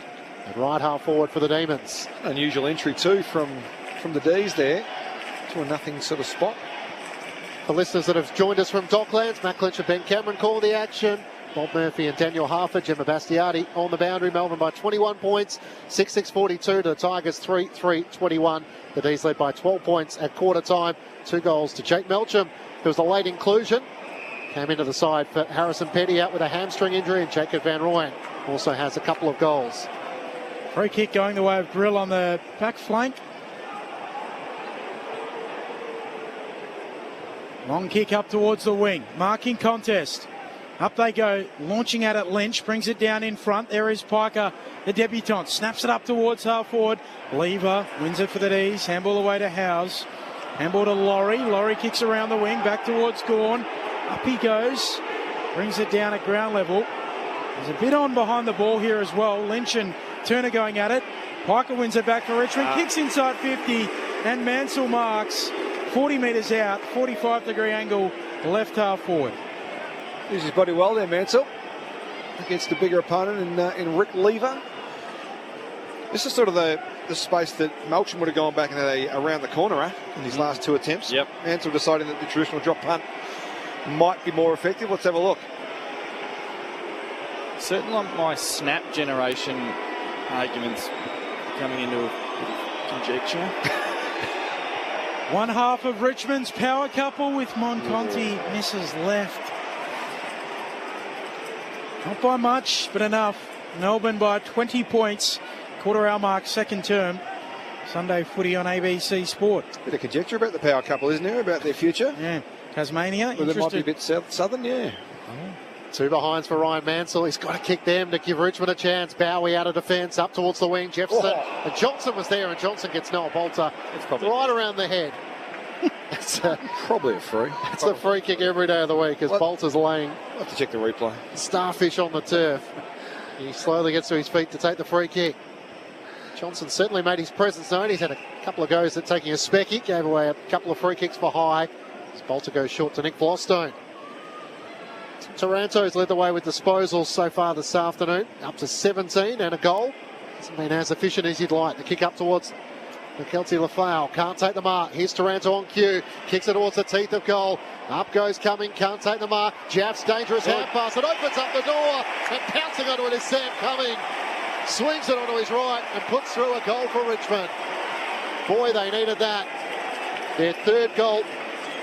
A 4th goal of the afternoon as hang on, was it touched? Hang on. That was a free kick against, is it? So the umpire has asked for the footy as we just try and work out, was it a free kick? Was it a behind? What did take place as Daniel Turner's down on the turf? I watched the player celebrating. He thought it was a goal. It must be a free kick, is it? So cancel out the goal. It doesn't stand. melbourne by 20 points.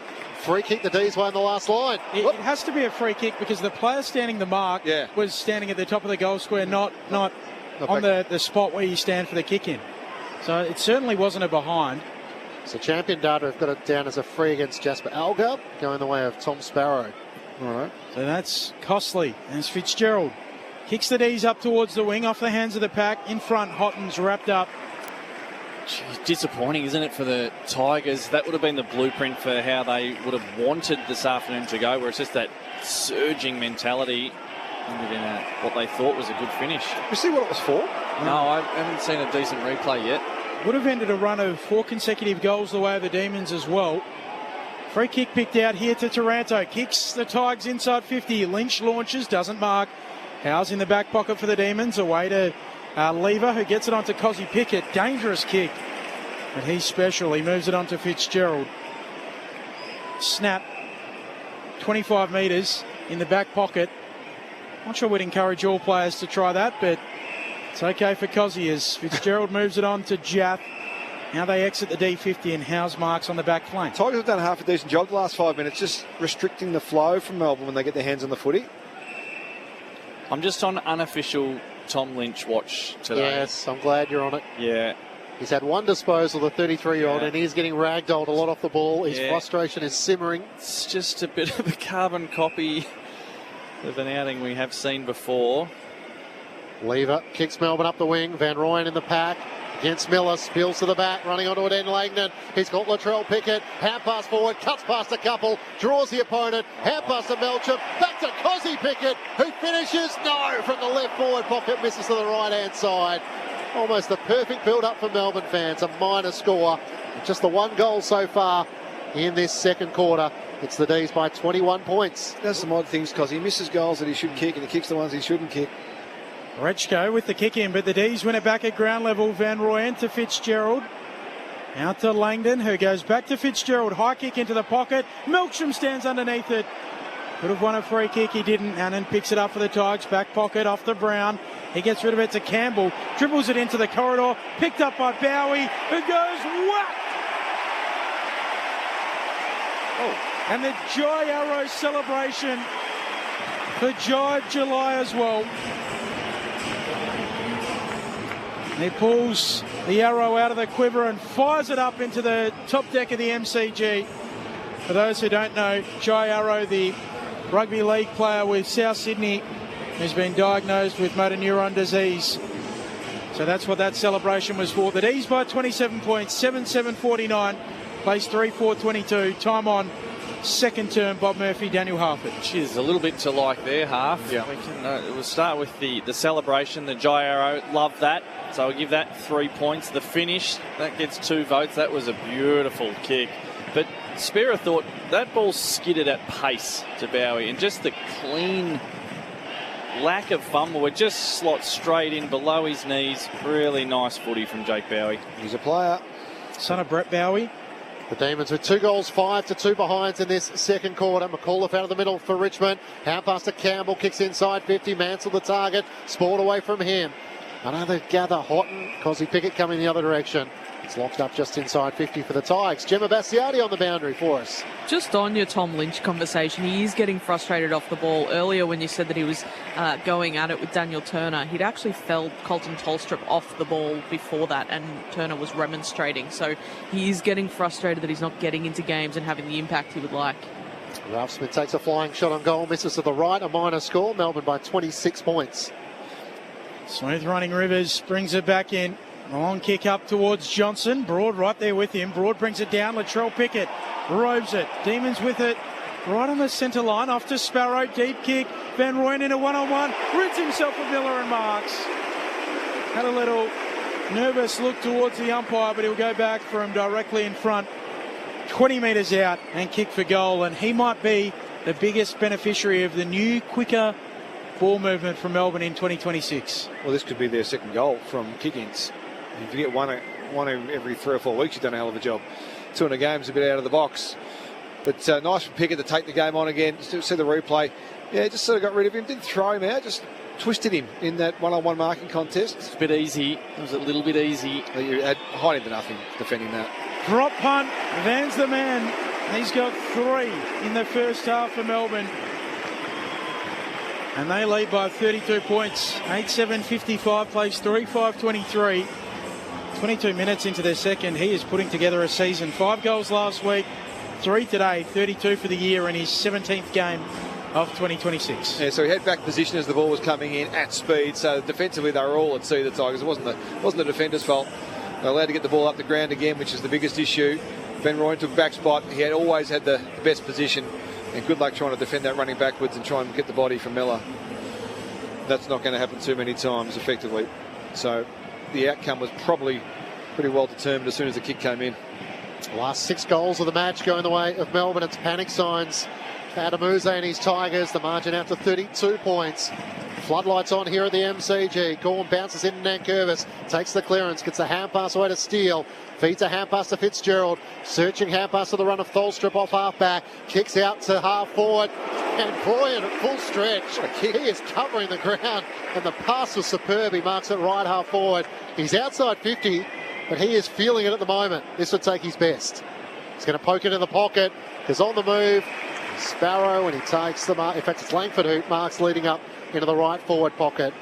He's developing beautifully, Jacob Van Rooyen. You see the full scope of his skill set now that maybe wasn't on display as recently as the start of the year, but he gets, player out of position, marks. That one is the outstretched lead, and then the nice little touch kick to Langford. He's developing beautifully. Harvey Langford in the right forward pocket. Comes in and it skews off the side of the boot out to the left-hand side and just scrapes in for a minor score. Melbourne by 33 points. Earlier it was the Western Bulldogs by 12 points over the West Coast Eagles to move to 7th spot on the AFL ladder. Gemma Bastiati, is that rain returning for you? Well, now that you've said it, no, it's not too bad at the moment. It is sprinkling a little bit. I think we might get a bit of a downpour at halftime as Daniel Turner goes into the rooms. He copped 2 big knocks in the last few minutes of that quarter to the ribs, so they're just going down to check that out. Thanks, Jem. Richmond work it up to the wing, but free kick going the way of Bowie. Last 6 goals in the game the way of the Demons. The kick inside 50. Jefferson takes the mark, and he's paid it. Took a little while for the umpire to blow the whistle and say, yep, he had enough of that. 35 out, as good as directly in front. And this is starting to look like a partnership you can build around. He's a good stretcher. He stretches really well for the ball, Jefferson. He's missed a few already this afternoon. It's the first one he's held on to. Well, most held on to. He's got long arms, gadget style. He launches at the footy quite well. That was a clean jump at it, which was helpful. Broad was a bit off him. His shot on goal, not his best. Misses left, had a couple of looks at it. As Mick Malthouse would say, with that big wingspan he's got to reach like a sick dog.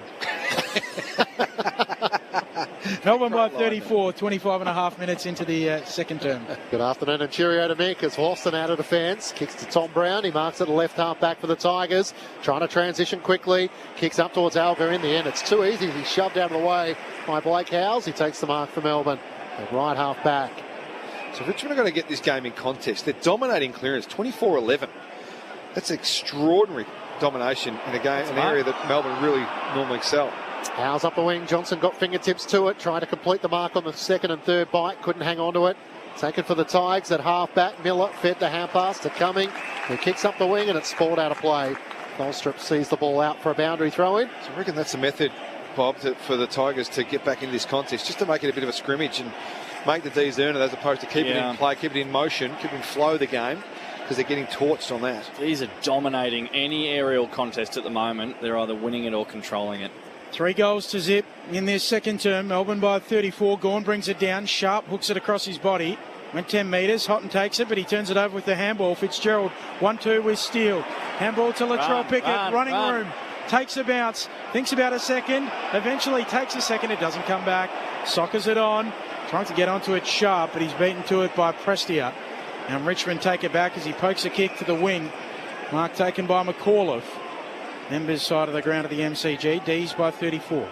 He had Tresice running around the back, decides to kick it long up towards Lafau. Clears him. Out the back, Elga takes the mark, runs on, opens up the angle, almost run down by Cosy Pickett. Hand pass to Gankervis inside, and cuts back to his left, and as casually as you like, just slams through his second. That's talent from a big ruckman. It is steady, sum it up, and think I'll knock this through. And didn't Richmond need that? Their first goal since the 12-minute mark of the opening term, which was kicked by Toby Nankervis. Melbourne 8-9-57 to the Tigers 4-5-29. Richmond's first goal of the second quarter. Gemma Bastiati on the boundary. Daniel Turner back up on the bench. He's just taken some painkillers and I expect him to return to the field of play. How nonchalant was that from Big Nank to finish? It was driven from pressure up the ground, so the pressure has to be high for the Tigers. They need to make this a bit of a scrap to get back into this contest.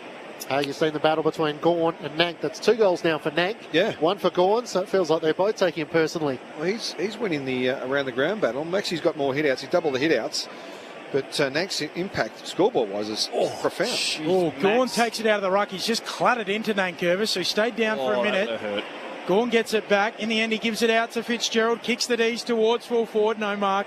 Ball hits the deck. Broads onto it. Cosy steals it. Off to Van Rooyen. He's booted 4 first-half goals.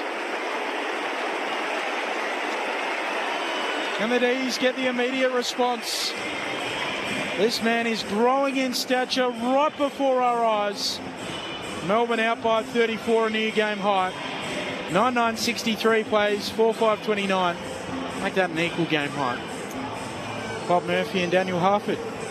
Well, it was a pretty emphatic response, and the big Nank, who just slotted one in moments earlier, went to the centre square bounce, and Max, an experienced ruckman and a master of the dark arts, was able to put his knee just right into the midriff of Big Nank, and then the ball was shunted forward, and Van Rooyen again, now he's snapping them on his left, where as recently as a year ago he was a fly high and then it was all done for Jacob Van Rooyen. He's a much more rounded player these days. Like two balls at the back edge of the centre circle. Now Curvis bounces into Corn, wins the clearance, kicks up towards half forward. Ed Langdon wins it for Melbourne though. Hand pass to Bowie to Fitzgerald as the siren sounds before he can get boot to ball. And that'll Lewis.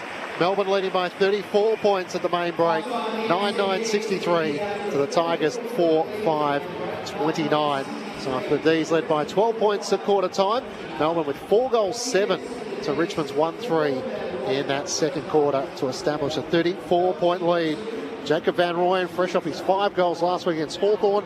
He has 4 to half-time, 2 goals to Jake Melcham, individuals to Windsor, Gawn, Bowie, while for the Tigers, 2 goals to Big Toby Nankervis. Taranto is their other goal scorer alongside Piker. Half-time here at the MCG, the Demons by 34 points, with thoughts of Bob Murphy and Daniel Harford. Well, they're doing a fair bit right around the ball half. The Tigers, they do want it to be that surge, scrap, just keep the ball in their forward half. The problem is their clearance work isn't being translated into time in forward half because they're being totally dominated in aerial contests. And you would think in these slippery conditions it wouldn't be such a factor, but there are rush kicks, there's a lot of high kicks, whether it's back or whether it's forward or even in the midfield. The Demons are controlling that aerial contest. They get numbers around the ball and then they're able to move it and they can run and they can use the ball better than the Tigers. So the Tigers, their lack of class and their style that they want to go with is not being supported by the fact they just can't get that ball from aerial contest back into their hands, and the Demons dominating in the air, and they've got forwards who can kick goals. So at the moment, it looks like it's a matter of when, not if. Yeah, it's got to be a scrimmage for the Tigers. Absolutely more on when the game's in flow. 77 uncontested possessions to 28 for the quarter. That is an absolute smacking. They cannot last. Part 11 to 6 clearances. So around the contest, they're good. Melbourne only had 7 tackles for the quarter. Richmond had 8. So the game was just bouncing around. The ball was just bouncing. That's unusual, isn't it? For these sort of conditions where you think those numbers would be triple that. That can't happen for Richmond to get back into this game. They need to make this a scrap. Got to get numbers around the footy and just play surge footy against this Demons outfit. Half-time here at the MCG. Melbourne by 34 points over Richmond, while earlier the Western Bulldogs defeated the Eagles by 12 points. Ned Hall's going to bring you all the details of the World Cup shortly. But let's bring you the latest from the ABC newsroom.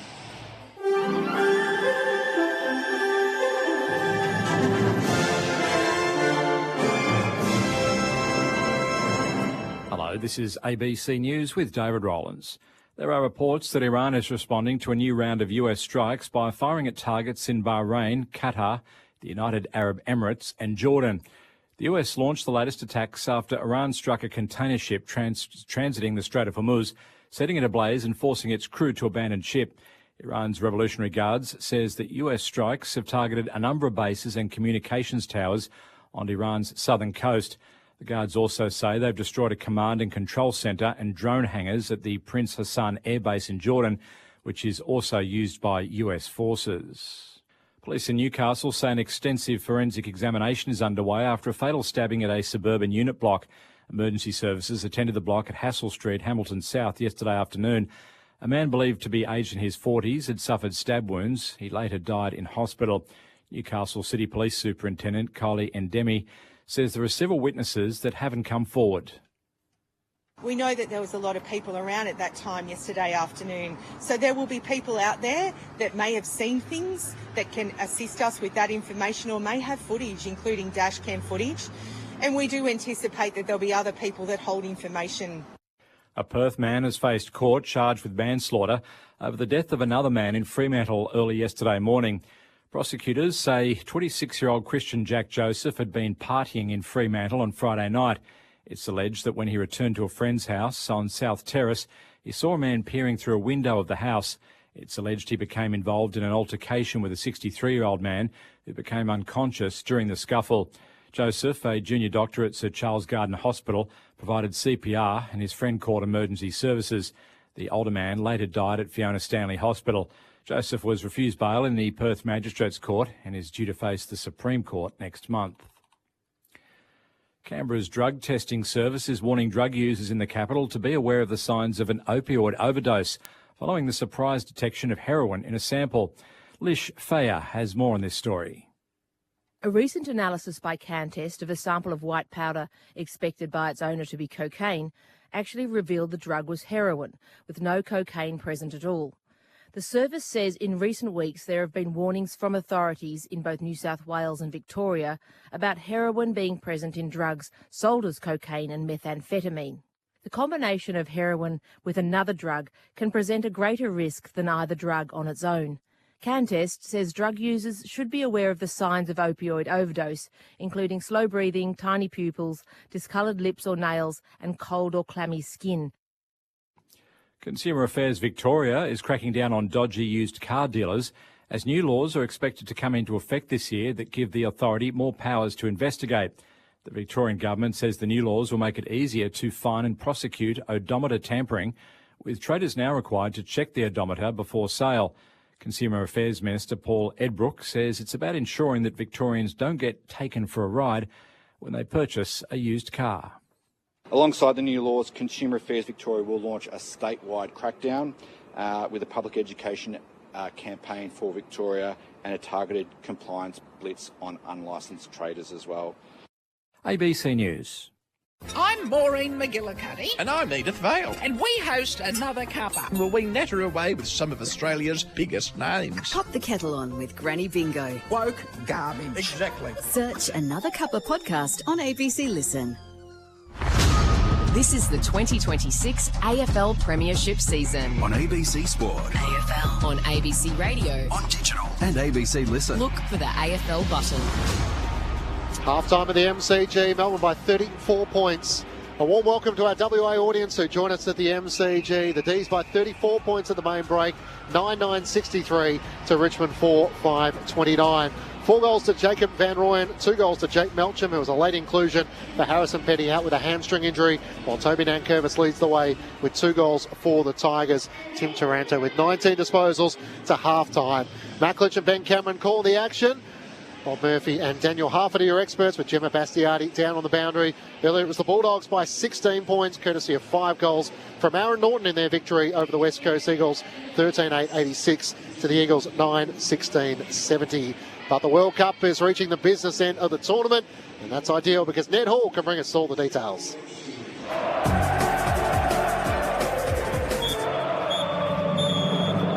Hello, Ned Hall here with your wrap of World Cup action on day 31.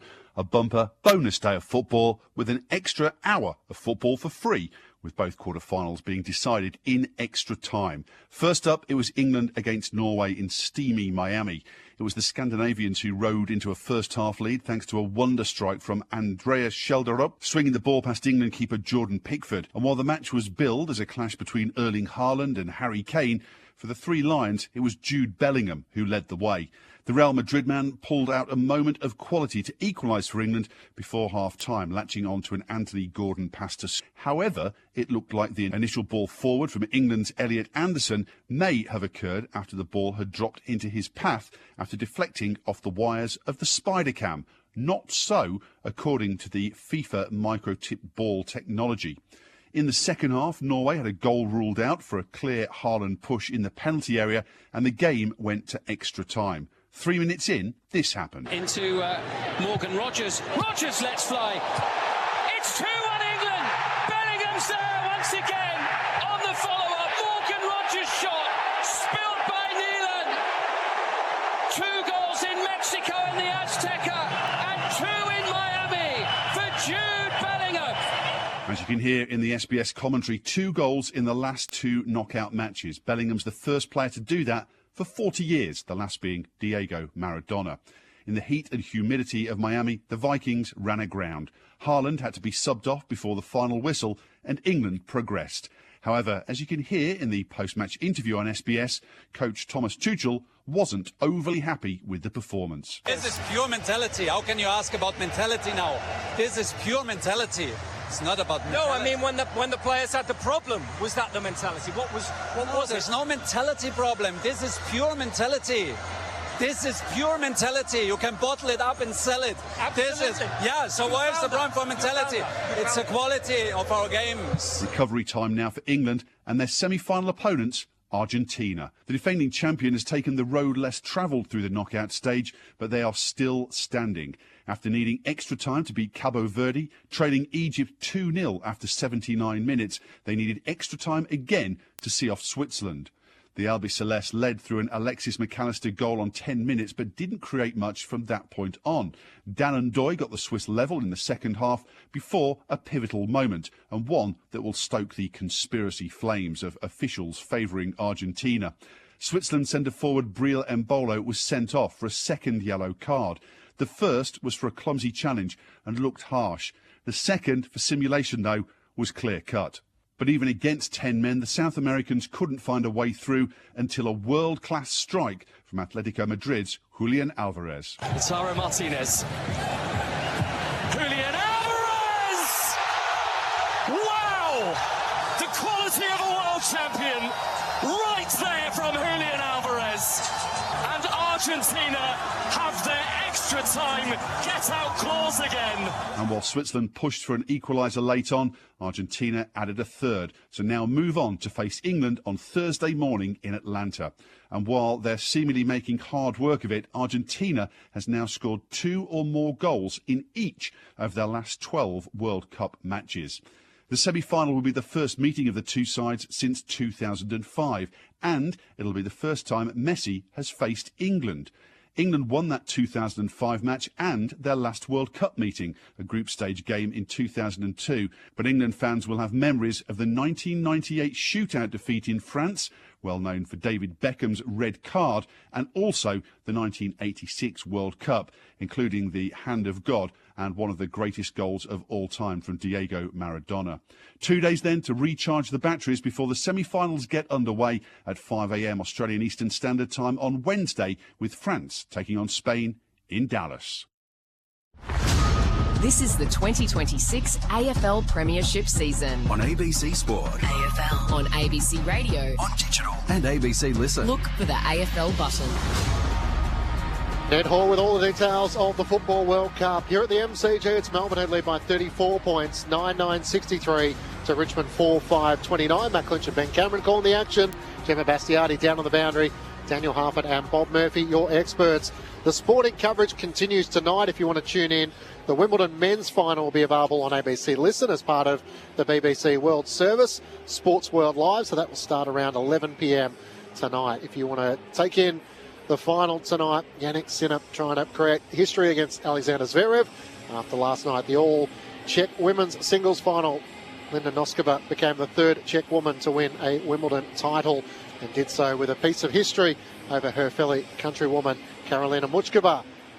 And there's no shortage of action taking place. You're on board England, or you're happy to see them get knocked out? Which side of the coin are you on at the moment? I think build it up. Yeah. Nice and big for a semi-final letdown. Although a South American final, Argentina would be pretty big, wouldn't it? No, I'd be pretty happy. I like the English team at the moment. I like the. I feel like it hasn't been as big this time with the it's coming home, but that'll start to build now, I think, and that's always good fun. Bob, yeah. What about you? Are you leaning towards England? What about France and Spain, if you had to pick one of the sides for that? Oh, look, the Irish blood sort of pumps through pretty solidly. Maybe a final losing heartbreak and the old penalties for the Poms would be pretty good for the game. No, it was exciting this morning. It was. Absolutely exciting this morning. It's actually a good finish. Could have been a bit lackluster in the last 8. It's gone on for a little while, but yeah. I'm into it. I'm into it. Oh, yeah. It's now. really got me. Yep. 39-day tournament. Knockout stage is always good. Yeah. We get to the best bit eventually by the end. Round 19 in the NRL this afternoon. The South Sydney Rabbitohs had a tight win over the Newcastle Knights, 26 points to 24. In the match taking place at the moment, the Manly Seagulls lead the North Queensland Cowboys, 10 points to 6. And the final match of the weekend is the Melbourne Storm taking on the Gold Coast Titans. And no shortage of storylines and talking points. Of course, there's the ABC AFL Daily Podcast. Ben Cameron and Daniel Harford for your drive to work tomorrow. If you want to tune in as a podcast, just look under the best of ABC Sport as well. AFL Sunday with myself and Cameron Ling. We talked about the controversial umpiring decision last night that resulted in the 50-metre penalty to Jack Ginnivan. That's where the Blues fans had every right to feel frustrated after Matt Stevic said play, put both hands in the air as to whether that was... Just watching it as you're talking about it on the screen. He got balked by the handball. So he went to say play on because that's why he put his hands in the air. Realised as he was saying play that, he hasn't given the handball, bailed out. But you can't get balked by it because Ginnivan actually didn't move. He had the arm out, but I know. His body didn't move, so he's an experienced umpire, he's better than that. But that's why he went to say play on. He also, shortly after, I think, was so befuddled by the whole situation and discombobulated, he pointed the wrong way. Which he doesn't a free kick later after. So, yeah, that was after. Yeah, but that's what I'm saying. But he's called play on, so he should have just reset it back. the mark. Yeah, that's right. Just called it back. Jack, have your kick. Come back here. Who was it? Chera. Yeah. Come back here, and let's just reset this again. I made a bit of a blue, but let's go back Control, and delete it. Yeah. You can't pay 50 after. Not after that, no. I think, unfortunately, once he'd blown the whistle and said for 50, even the voices in his ear couldn't say, mate, you've gone too far. By that stage, they'd committed. But I don't know if Hardwick can be allowed to go in that protected zone, and there's a few things they need to try and clear up to make it just a little simpler for the players and those following the game. That's why he said away, didn't he? I think the first initially, thing he says is away. And then what I won't have this week is a lot of people will, I think, conflate this with the stand rule. That's not a stand rule issue there. That would have been a free kick for the 100 years before the stand rule was introduced. Before the stand rule was introduced, you couldn't run forward of the mark. Yeah. Someone will come out this week and say, this is why the stand rule's got to go. That's nothing to do with the stand rule. It might be to do with the protected area that Clinchy's talking about. And I think it has become... Which is just as stupid. Well, no, that was a player on his team, right? Yeah, no, but he still wanted him out of the area. You said away. Yeah. Why is he supposed to be away? He's a teammate. And I think it's getting harder and harder for the players to understand. If the umpire's saying play, as in move it on, they talk too much and they blow too many whistles. And it happened a couple of times after that incident too, when I was watching last night. They blew the whistle, they talked to the players and said, just shut up until they play on, or call it play on. But why did they start saying play? I thought for away a day they said play. move it on. Yeah. To move it on. A lot of noise around, a lot of chaos. Too much talking. Yep. Yeah. Just blow the whistle. Or make the action too. And that's the bad thing for Matt Stevic, who's umpired 12 grand finals and 60 finals. Very good umpire. He flapped the arms too. It's raining, it's loud. Chera if he can't hear you, he can see you. And if he sees you raise your arms to say play on, what's he meant to do other than assume it's play on? He did nothing wrong. Chera did nothing wrong there. It was an error from the umpire. They make errors, and that's okay. Had he just called it back and said, let's just reset this, we don't have this conversation, there's no hoo-ha. In the end, didn't cost Carlton the game, so there's no issues there. They got more in the end. So just say, I made a blue, let's just reset. Okay, I'll wear that, cop that. Sorry, boys. No worries. Tigers have made their way out. I think they're under such stress from the game and from the lawmakers and headquarters. They're under such stress, the umpires, that they're doing things that they would never normally do. Matt Stevic is a fantastic umpire. Which is like when we saw that umpire pay the mark in the GWS Carlton game when it was... it should have been a free kick, and he said that's a mark. I agree with you, Half. I think because they're so discombobulated that they're... Look at so players. frazzled. When you see them do really strange things, I think overcoached. Yep. Too much going on that they just forget the real basics. Yep. I reckon it's a big issue for the game, full stop. Don't worry about that moment, but just the pressure that these people are under now, officiating the game, because of the scrutiny, because of the laws of the game and how hard it is to umpire, I just think it's made it almost impossible for them. So Richmond have been out on the MCG for a few moments. The Demons have just made their way back out. They lead by 34 points. John Ralph also joined us on AFL Sunday on ABC Sport. He reported Jeremy Cameron will meet with his surgeon on Monday to discuss the next steps around his busted AC joint. He spent the night in Sydney with a couple of his teammates, Tanner Bruin and Jack Henry. All of a sudden for Geelong now, it makes that Thursday night clash down at Kardinia Park. It's the Saints so big. Big. Massive. Yeah, absolutely. It's a bad result for Jeremy Cameron playing, of course, half back yesterday before that happened. And you often don't get those incidents forward of the ball, but as a defender, you've got to go to those ones when it's deep inside defensive 50. You've got to commit your body a bit more and defend himself on the wrong end of it. What about when you could see it pop? Yeah, and then come back. I just saying to Bob in the break, you can see the replay just pop out as he got hit and then pop back. And as Toby Green told us in the post-game interview on ABC Sport, he was meant to catch up with Jeremy Cameron for a beer. He's going to stay at his house. And yet Cameron found himself in hospital, and Toby said, I'll slap a beer. What about Toby saying he hasn't thought about his future yet? It's probably not the right time, given you're playing against the side that many think you might end up at. Yeah, well, that's probably why I didn't say it. So there's not much to be said. I mean, there's hyper-focus and meditative thinking, but to have not crossed your mind at all, it's a stretch for some of us. You're playing this for 15 years and you're out of contract. Hasn't come up. What about now? I just asked you now. You thought about it now? No. Okay. And finally, Bob, for you, as the players are heading out of position, Damien Hardwick making the concession that the Suns' season is pretty much done. They've lost 7 on the bounce. Sort of conceded, maybe that's challenging his playing group, but I'm starting to think this is over if you're playing like that, but they are looking so far off at the moment. Well, they're maybe done for this year and revved up for next year already. So you're never done. It's a long rev. Yeah, it is a long rev, but it's been a long, steady slide for them this year. Has it ever? 14th on the ladder. Who would have thought that? Melbourne leading by 34 points. Heavy rain falling at the MCG, and we're underway in the second half. Gawn winning it down. Turning tackler and offending as well. So free kick going the way of Taj Houghton. He'll give off the handball to Banks running by. Kicks Richmond inside 50. Towards Bolter. Turner there too. There's a whistle on the play. Free kick. And it's going the way of Noah Bolter. Yeah, he's been dragged out of the contest by Lever. Has been conditions that suit Noah's in the last 24 hours here in Melbourne. I wonder if he arcs out here. We'll have Noah's Ark. Yep, nice. Very good from you, half. Sorry. In rare form. Rain is just getting a little more steady. Noah Bolter from 51, driving kick on goal. Will go right to the line. Lynch launches, punched away by Turner. Tolstrup handballs it to Rivers. And he just carries it through. So a minor score, Melbourne leading by 33 points a minute into the second half. Sunday footy on ABC Sport. It's like the heaviest rain we've had all day. Is that right, Gemma? Yes, unfortunately, that is correct. I feel like I did myself dirty by telling you guys it actually wasn't that bad down there. That's my fault. Anyone but me was going to cross down to you, Gemma. Rivers out of defence, sends it up towards Lever, punched away. Melbourne kick inside 50. Jefferson can't take the mark from the Langdon kick. It's battled inside 50. And desperately hanging on Miller as he's tackled by Sharp, and the umpire will ball it up. Earlier in the day, I said the forecast didn't look great for Gemma, and so it has proved with the radar showing some rain will settle in after half-time. The Demons by 33 points. I need to rub it in. Well, it's just unfortunate, the facts. Rechko out of defence of the Tigers, up towards Bolter. Can't take the mark. That's those loyal fans that were there last night for Hawthorn and Carlton, as Ed Langdon tries to wrestle it clear. And on the bottom of the pack is Jasper Alga. Party souls. I couldn't believe it. So many ponchos.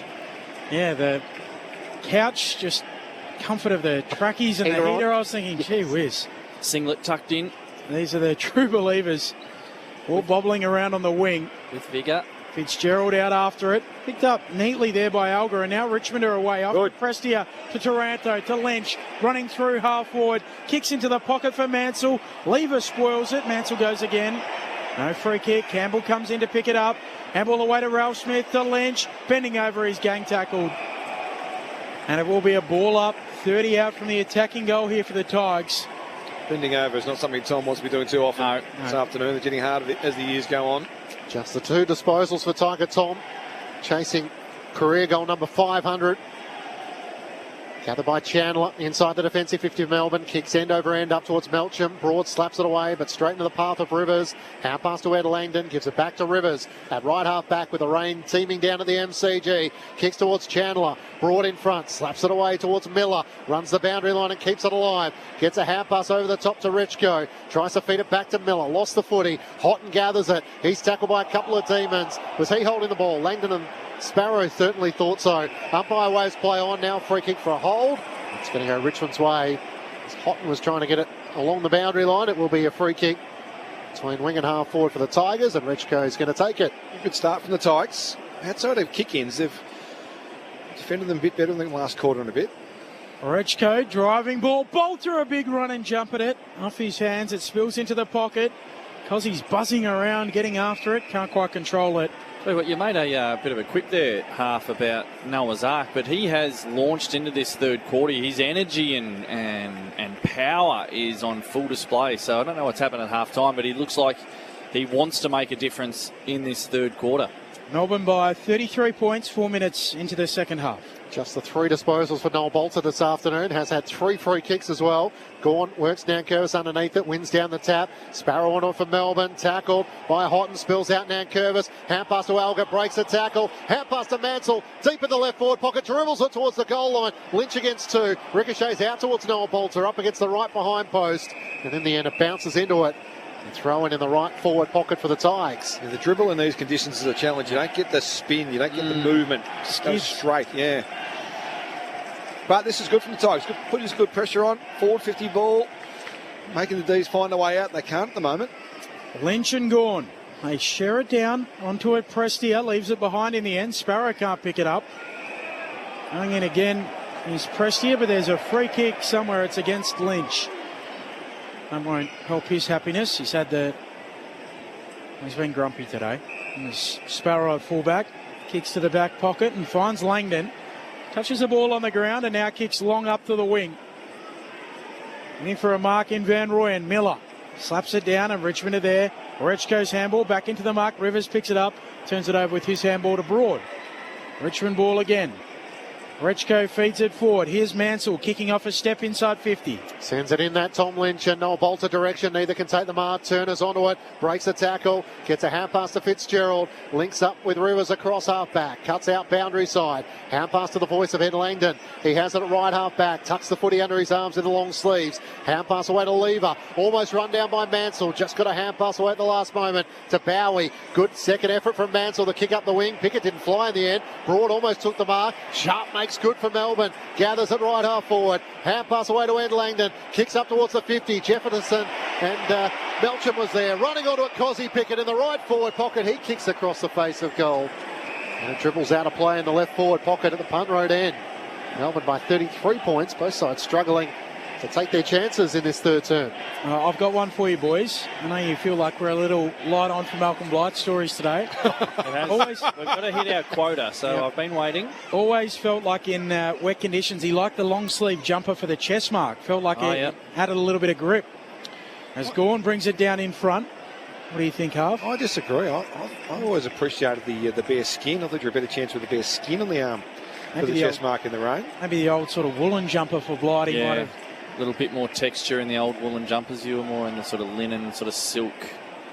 No, I was very woolen. Very woolen. Tapped down by Nankervis. Taranto kicks it into the boot, I think, of Max Gawn. And Trezise with the free kick. Back pocket for Richmond. Heavy too, the wet woolen jumpers. You were an equipment man, Half. So you had the glove, you had the bike shorts. Yes. It's going to start ticking off a few others. See what we've got. The nose tape. Yep, nose tape. Yep, okay, that's 3. Still is now. Where's the sleeves when he plays golf? That's true. Sun protection's important. The nose tape. Trezise to Miller. I'm going to start calling because I'm not sure where this is going to go. Ralph Smith flies, can't take the mark off the hands of Sparrow, goes out of play. Airways. Just not sure where you're going to stop and what you're running through, what you're rolling half. When you just that nose tape, just all of a sudden you went from, just Hawthorn winger to Miguel Indurain and sort of just with a little bit more nose. Open the airways. Did I get some more oxygen into those things? Oh, okay. Melbourne by 33 points. We've ticked past 8 minutes gone in the third quarter. Game hasn't started on a high note after the main break, and Cozzy Pickett's just making the claim whether this is a lasso free kick here for Melbourne, and it is going to be a Melbourne free kick. I could suck bowling balls through those. Can we get some more? Can we get some text? 0437 774 774. What are other footy pieces of equipment that Half may or may not have worn? Sparrow drives Melbourne inside 50. Jefferson's in the pack. Nankervis makes the spoil. Langford's hand pass chopped off by Banks. Gets the hand pass back to Annan. Kicks a spiralling ball up to half back. Turner wants it most. That's a good grab. He takes a good contested mark and left half forward for the D's. That won't make Tom any happier. He's an improving player every week. He sets it up towards the hot spot. Van Rooyen in a good position. Annan spoils it away. Van Rooyen claims it. Not a chance. Not paid the mark. Ball spits out. The umpire had already blown his whistle, so he'll ball it up. Umpire Cameron Jones. Say they haven't sort of set the bar too high in this third term, Clinchy, but this is good for the Tigers. Yep. It was going very quickly the wrong way in that second term for most of it. Some of the numbers were extraordinary at half-time. Gawn slaps it into the path of Latrell Pickett. Tries to get his snap away. Vlauston tackles him. Doesn't allow him to. Sparrow fighting after it, and then Chandler knocks it over the boundary line. Throw in right forward pocket here for Melbourne, attacking the punt road end in this third term. Melbourne by 33 points. Gee, there's a couple of strong tackles by Nick Vlauston there. I feel like the senior Tiger players at half-time have questioned and pushed their competitive juices right to the top. Bob Murphy with you on ABC Sport. Right forward pocket for the D's. Gawn got it down to Melcham. Tried to take a flying shot on goal. It's smothered. Spills out to Vlauston. Kicks up towards half-back. Piker caught behind, and the mark is taken by Ed Langdon. It's at right half forward, so a chance to go inside 50 once more as he sends it centrally in the direction of Langford. Jefferson's there in the pack as well. Staying down the crubber is Sparrow. A flying shot on goal hits the right goalpost about 3/4 of the way up. Melbourne lead by 34 points. A behind a piece so far through this third quarter. Miller with the kick-in duties. Runs to the pocket. Kicks out towards Ralph Smith, dropping it Jaff. It allows in Trezise. Handball for Campbell, too hot, but he gathers it. And the road runner's off. A couple of bounces. Still going. Now we'll kick into the pocket. It's a lateral lead and just beyond the reach there of Jasper Olga, who was sliding in. Throw in right forward pocket for the Tigers. Melbourne by 34. Ken played third term, still waiting for our first goal. Melbourne kicked 4 goals to 1 in the second term. And also kicked 6 goals either side of quarter time. All spinning back into play. Gawn up against Tom Lynch. Tom Lynch does the ruck work, ends the clearance, but his kick is smothered off the head of Gawn. Spills out. Langford gets the hand pass away to Windsor. Kicks over the head of Jefferson. He and Aaron race it back after, and this will be a lasso free kick the way of the Tigers. Pete and Ballarat's got to us on the SMS, 0377747774. My mail is half as keen on the PK Chewies. I was a juicy fruit man. Were you? Right. Yeah. Coming back to Annan, kicks up the wing. In the end, 2 Ds spoil each other, and Howes and also Steele. Richmond have it through Ralph Smith. Hand pass over the top to Prestia. Breaks the turn and tackle. Chips it to Lynch through his fingertips. Can't take the mark in the right forward pocket. Ralph Smith keeps it alive. Back to Lynch outside of the boot. He couldn't, could he? Slams it into the right goalpost. That would have been career goal number 500 and would have been fitting given he hasn't had a tough afternoon. Not to be for Tom Lynch in recent weeks. Just one behind from 3 shots on goal against the Blues last week. Rivers with the kick-in duties. Up towards Langford. Off his fingertips, out the back it goes, and a throw-in on the wing. He has had more involvements in this third quarter, Tom Lynch, but he is having a bit of a dirty day. Not a great day for key forwards, to be fair, but there's a fella up the other end who's having a reasonable outing, but not for Tom at the moment. 500 proving elusive for him, isn't it? Yeah, it is. Gawn punches it on. Doing well there, Banks for Richmond. He gets it moving forward with the ball like a cake of soap. Hard to possess at the moment and gather cleanly. Annan doing a silly salmon at the bottom of the pack. On top of the footy, a ball up on the logo. I tell you, Banks is a fine young player. There's not a lot of hype about him, I don't think, compared to other draft picks and names they've got, but I like him a lot. He makes good decisions. He's clean. Free kick to Richmond. They take the advantage. Trezise onto Prestia. Running bounce through half forward. Wants to centre it. Kicks towards full forward. Up they go. Back there, Howes gets a hand on it. Lafau at ground level. Kick smothered. Goes to the goal square. Algorithm goals. Jasper Olga sticks his boot on it and puts it through.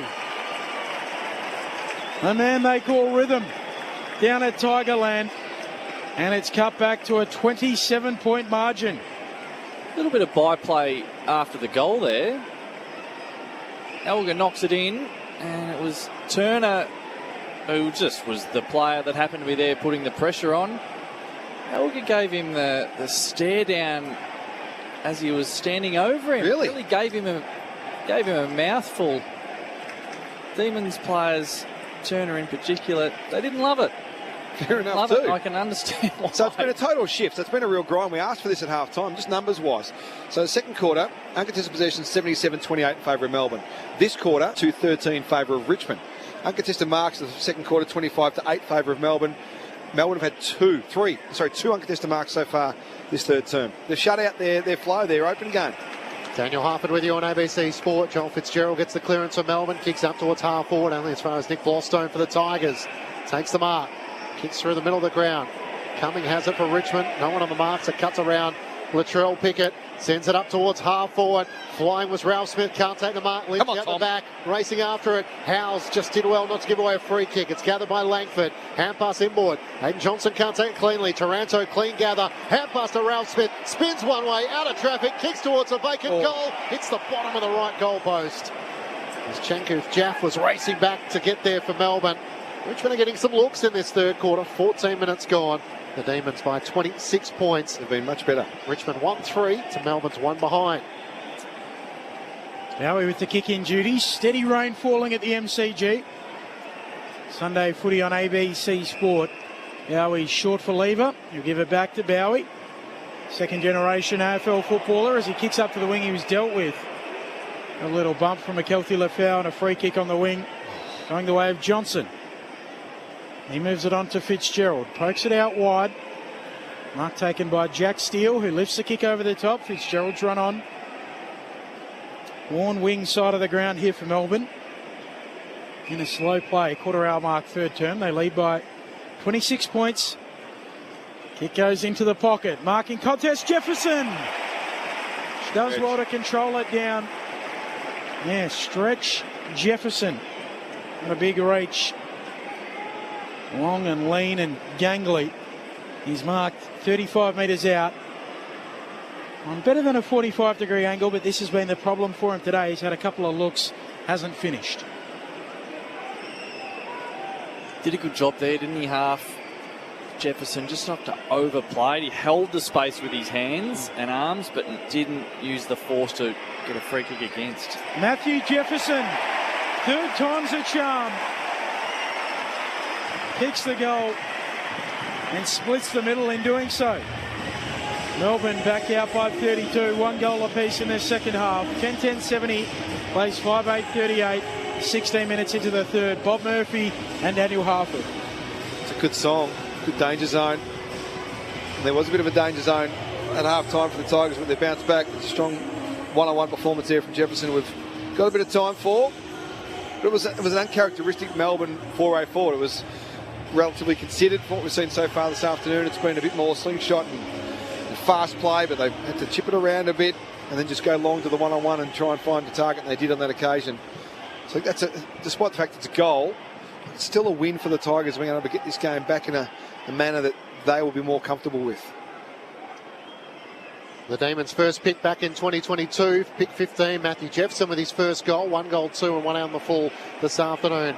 Vlostone pinches it away from Johnson's kick up towards half forward for Melbourne. Sends it out towards Cumming. Can't take the mark. Seth Campbell's been quiet. Runs onto it at left half forward. Kicks inside 50. Lafau had arms to it. Dropped the mark. Latrell Pickett gathers. He's tackled by Houghton. His kick goes out to the right. And Ed Langdon's able to mark just inside the boundary. Right half back for the Demons, who lead by 32 points. Melbourne in 6th spot on the AFL ladder at 10 wins and 6 losses. A victory today would move them just outside the top 4. Boston up the wing, gathers for Richmond. Squeeze a kick forward. Mark taken by Cumming. Gets the hand pass away. The run at left half forward. And the flying shot on goal is offline to the left from Sam Grill. A minor score.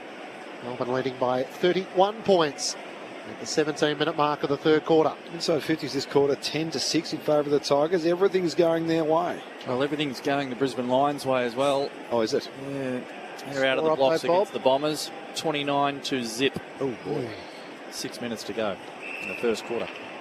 Bowie with the kick in. Away to Steele, and he runs on Bowie. Receives the handball, kicks up to the wing. That's a turnover. And Tom Lynch takes the mark on the wing. Long way from home for Richmond. Kicks from the logo. Up towards McKelty Lafau. Punched away from him by Howes. And then Mansell is quickly wrapped up. He signed an extension through the week, McKelty. Did I see that? 2-year extension, was it? I think it might have been for the Tigers. Yep, I quite like correct. it. Ball up on attacking 50. Off the hands of the pack, it comes down towards Steele, who gives it out to Sparrow. Kicks around the wing and underneath. Vloston stands underneath it and takes the mark. So 28 years of age for McKelty Lafau. 2-year contract extension. Late to footy, coming from that rugby league background and playing a little bit of local footy in the amateurs. He's a good story, coming off that Rico as well. Lawson to McAuliffe at half forward. Has Richmond inside 50 with a high searching kick. In the end, the two Demons defenders, Lever and Turner, are able to combine. And Lynch just turns to the umpire and says, I'm going to have one of those days, aren't I? Arms outstretched. So the Tigers, they've dropped an anchor behind the ball. Always have a deep player free this quarter, which has made life a little bit more difficult for the D's to get that transition speed and get back to goal with no one there. So it's a nice little move from the coaching staff just to stem the flow, so to speak. Tigers deep in attack. Bolter tried to flick it over the top to Hott, and it was too sharp in the end. Melbourne, the quick clearing kick. Tom Brown gets a hand pass away to Cumming. They lose possession. Melbourne across half back gather. Windsor gets a hand pass forward. Fires it into the middle of the ground. Linking up Rivers. Now the run comes from Tholstrup. Sends it out towards Van Rooyen. Miller crashes into him. Gave away the free kick. Yeah, not a bad free kick. Yeah, good one by Miller. It was a free kick in the end, but he slowed them up. And Rooyen kicks to the pocket. In the Melksham direction, nudges them underneath it, takes the mark, off to Latrell Pickett, snaps the goal. Melbourne out by 37. A new game high lead. 11-10-76 plays 5-9-39. Time on third term. Bob Murphy and Daniel Harford. Kind of magnifies the just difference in, I suppose, skill level and composure, maybe a bit of style as well. The Demons are able to use the whole ground. They've got the plan to do it. They've got the instinct to do it. And when they change angles and they change it quickly, they do stretch the Richmond defence, and that's what they did on that occasion. Miller was able to slow them up a little bit, but it just wasn't enough. So by the time Jacob Van Rooyen pumps the ball deep inside 50, Jake Melksham's got the drop on his opponent, and then he's able to play on and hands it off to Latrell Pickett. But it's that change of direction up the field that causes the problems. Bob Murphy with you on ABC Sport. 8th goal of the season for Latrell Pickett. Gone one down the tap. Fitzgerald lays the tackle on Tim Taranto and wins a free kick for holding the ball. So the D's just starting it on top. 2 goals, 1-1-4 in this third quarter. Long kick inside 50. Johnson can't get a run at it. Van Rooyen is out of position, and the mark is taken by Ben Miller. Looks to kick Richmond out towards left half back. Can they try and build here? Tom Brown has it. Sliding in. Piker can't mark, and it goes across the boundary line. A skill error there from the Tigers. Sorry, Clinchy. That's the perfect example. They had McAuliffe sitting on the 45 back in the corridor there. Once that mark was taken, they go wide to the boundary and miss the target. So if you're going to be a bit more aggressive, you'll get better looks, you'll get more opportunities with less defensive pressure against you, but they just won't pull the trigger on the angle change, the Tigers. It's very safe coming out of the back line. Tigers with 2 wins for the season, sitting second bottom on the ladder. They've lost their last 5. As the ball is ricocheted inside 50 for Melbourne. Melksham tries to knock it on. Hammond is tackled by Johnson, and the umpire will ball it up. It's 40 metres out from the Melbourne goal at the punt road end. The D's by 37. Up it goes. Spiked on by Gawn. Close to the boundary line. Chandler gathers it. Gets back infield. Snaps and misses. Thought it was going to go out of bounds. Chandler never quit on it. Snap just a little narrow. Melbourne by 38 points. I've got one for you, boys. And girls, Gemma might be able to jump in on this. Very good with this sort of stuff as well, Gemma. I'll come back to you on it. She knows more than we know. Don't worry about that. I was going to say, you've built this up now. Banks out of defence, sends it up the wing. Prestia gets a hand pass away. They try and build. Grill. Hand pass back to Prestia. Kicks around the boundary line, and Noel Bolton marks between wing and half forward. And Grill kept running, decided against giving the hand pass to him. Why would he run boundary side there, though? Why would he run corridor and open the whole forward 50 up? So Bolter has to send it long towards Mansell and Lafau. Fitzgerald's in there, got it off hands, gets the hand pass away. Melbourne out of defence with a hand pass to Windsor. Links up with Lever. Fitzgerald from half back up towards Gawn and Nankervis. They had a good battle. Nank has 2 goals, Gawn has 1. And the Richmond 3-time premiership ruck spoils the ball out of play for a boundary throw-in. Righto, Benny. Ready. Righto, Benny. Come on. What's your big question? So last 20 years, players that have played for both of these teams. I've sort of got 4 names in there. Sort of slightly obscure names as well. Gawn and Nankervis going at it on the wing. They share it down in front, but Langford gives it back to Gawn. Gives it to Fitzgerald. Squeezes a kick back infield corridor. Tolstrup's there. Slapped away, though. Pushing free kick, and it will go the way of the Demon, Colton Tolstrup. Yeah, Presty just cluttered into his back. It's a free kick. People can jump in on the SMS line as well. D's by 38. Tolstrup sends it out wide. Turner marks, looks inside 50. Leading target, Melksham. Through his hands, out the back. Banks gathers back pocket. Gives it off towards a teammate there and coming. His exiting kick works out. Lafau brings it down. Running by Rechko. Ran a long way. Feeds the handball forward. Should have got a chance for the Tigers as it's almost gathered by Campbell. Position number 9 for him as he tries to knock it away from Ed Langdon. Scrapped away well. Howes runs onto it. Just got it away over Lafau. Sharp look away hand pass to Turner. Melbourne linking by hand to Ed Langdon. Kicks around his body. Cosy Pickett chops in front of Broad. Drop the mark. Has enough time to regather. Pokes into the pocket. Johnson letting out. Drop the mark. Adam was right there in tow. Tom Brown hasn't dealt with it yet. Now he does as he gathers it for the 3rd time. Well, kicks up towards left up. And Rechko marks. Ladies first. Gemma, you got one? Ricky Pettard. Ricky Pettard is one of them. Good, Gem. Good from you. I got a text from 3 to go. Jay on the SMS line. Brad Miller. Oh, he's one of them. Very nice. Oh, Ben Holland. 3 to go. Ben Holland's not won in the last 20 years. Surely. Well, that rules out Straubs O'Dwyer as well. I don't believe so, Half, unless I've 20 years messed this up, which could be right. Melbourne by 38 points. Let me check this. It's unusual commentators tap their co-commentator without calling, but he's gone straight to the phone to check his research, and I kind of understand why. Because it's taken at half-back, because there's nowhere to hide sometimes on afternoons like this. Banks across half-back to Annan. The mid-season pickup for the Tigers. There you go. That's sends it out to the broadcast wing. Sam Grill shows intent. He wants to move it inside 50. Bolter up. Can't take the mark. Went up before acceptances. Jaff with a clearing kick around his body to half-back. Windsor works Grill underneath. It clears to the back. Melcham gathers. Hand pass to the runner Chandler. Feigns the hand pass to Langford. Runs away from Annan. Gets the left half forward. Ran a long way. Now does give it to Langford. Chips it into the pocket. Van Rooyen can't mark. He didn't. Bump ball, Bob.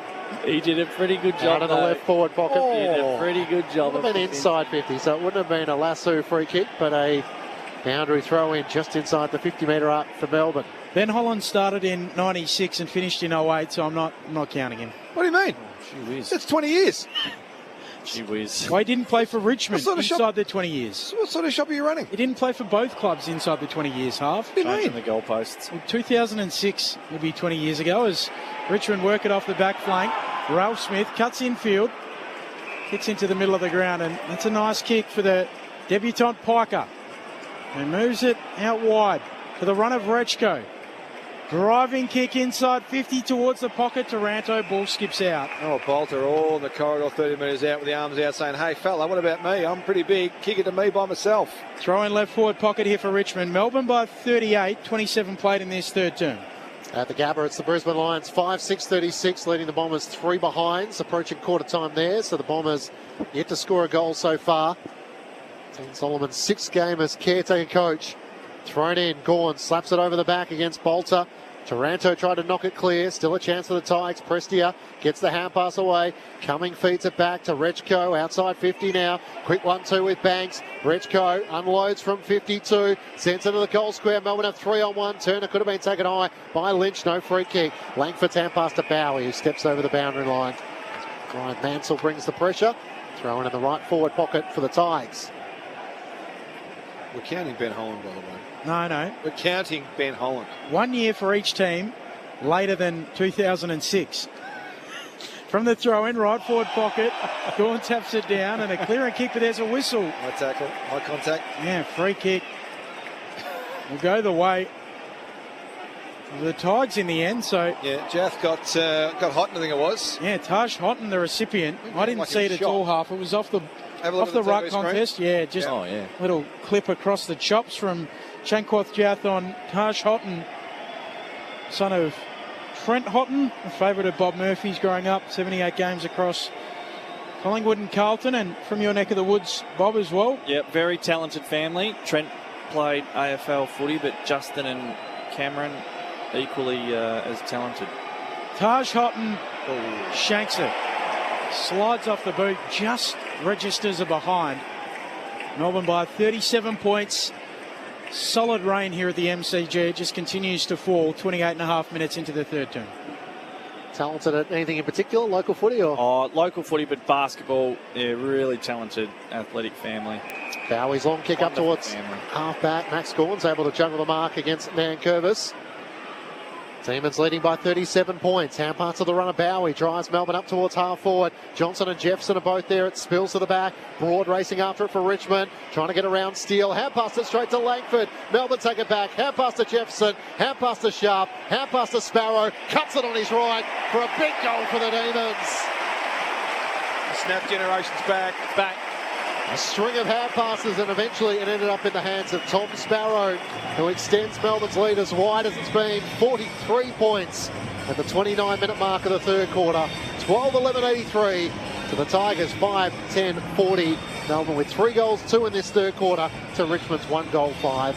Daniel Harford and Bob Murphy, your experts. Sunday footy on ABC Sport. Well, it was a good finish in the snap generation. The modern AFL player, they're just able to curl this ball around from further and further out. The evolution of it is happening before our eyes half. But in these conditions, that is a seriously good strike of the football. He was second best on ground, according to the coaches, when these teams met in round 7. 28 disposals and a goal for Tom Sparrow on that occasion. Restart in the middle. Melbourne by a new game high, 43 points. He kicked to Taranto. Max Gawn and Nank the Tank still going at it. Just for their own enjoyment. It's a touchy subject for us after Daniel Harford gave the 3 votes to Brad Hill last week after Naz got... That was Bob Murphy. I think you'll find it was Roberto that broke convention. I can't remember. Taranto kicks inside 50. Seth Campbell roves it off the pack but kicks it straight into Cozzy Pickett. Exiting kick for Melbourne. Van Rooyen on a searching lead carries it out. Throwing 60 around from Richmond's attacking goal. I did think it was the... We should do our own thinking and give our own votes. Which I thought was the best argument. So perhaps we should ask everyone in the stadium today votes to. Straw poll votes. The experts. Did have 46 disposals and kicked a goal, Naz, so he was somewhat unlucky to not get the 3. Banks tackled over the boundary line. I only could see the piercing looks I'm getting from Bob Murphy. Patch. He was good. He got 2 votes. He got 2. What's that? Nothing to sneeze at. It's a good day. It was. Melbourne by 43 points. Woodsy on the SMS, 0437 774 774 says, hi guys, do you think Sparrow will leave the D's at season's end? There has been links with him returning to South Australia. Nankervis got it down to the front. Taranto kicks around his body up towards half forward. Outnumbered in the end. Jasper Elga spoils it down. Langford surely was taken high by Prestia. Play on's the call. Spills out. Sparrow can't clear the congestion. Nankervis tries to get it forward. Bumped out of it coming.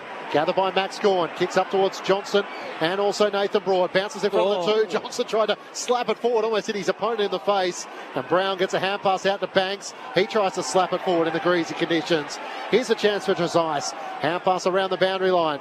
Taranto's looking away. Hand pass not that bold. And Harvey Langford tackled. Dispossessed. Gave it back to Taranto. But he was tackled, Harvey Langford, once he got rid of the footy. And the non-officiating umpire some 25 metres away said this will be a downfield free kick, which is actually backfield, if you can make sense of that, Benny. And a Melbourne free kick at left half back. No, it is going to come back. Yeah, it'll come back to Langford. And the siren will sound for 3/4 time. Good result for all of us, I think. Yep.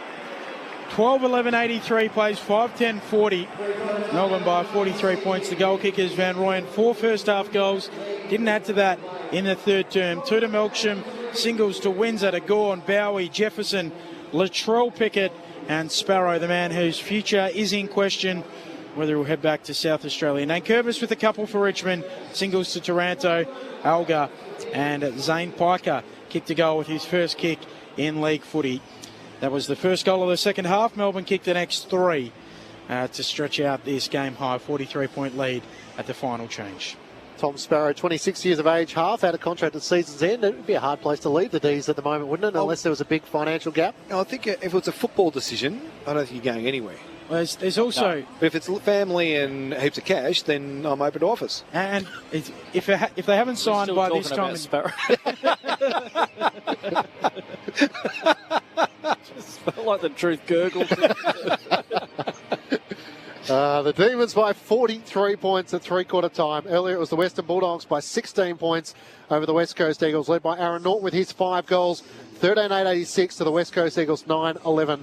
9-16-70. 2 goals from Marcus Bontempelli and Shanahan for the West Coast Eagles. While at the Gabba in Brisbane, there is an ABC call available. Just download the ABC Listen app and click on the AFL Extra button. And it's currently the Brisbane Lions who lead by 33 points at quarter time. 5-6-36 to the Bombers, 3 behinds. 2 goals to Kai Lohmann. Plenty of your thoughts coming through on the SMS, including some posing the question for Benny Cameron about players who have featured for Melbourne and Richmond over the last 20 years. We'll get to that on 0437 774 774. But this is Sunday Footy on ABC Sport. What's loaded with fun for the whole family? ABC iView. Bring it! From the investigators and caper crew to Andy Lee's Do Not Watch This Show.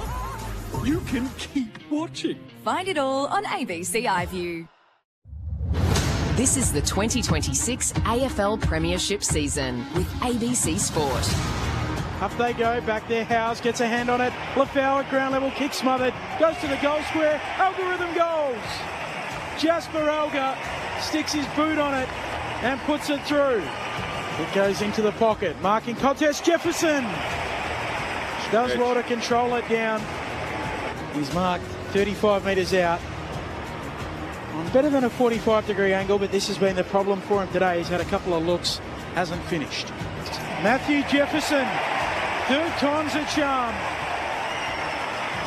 Kicks the goal and splits the middle in doing so.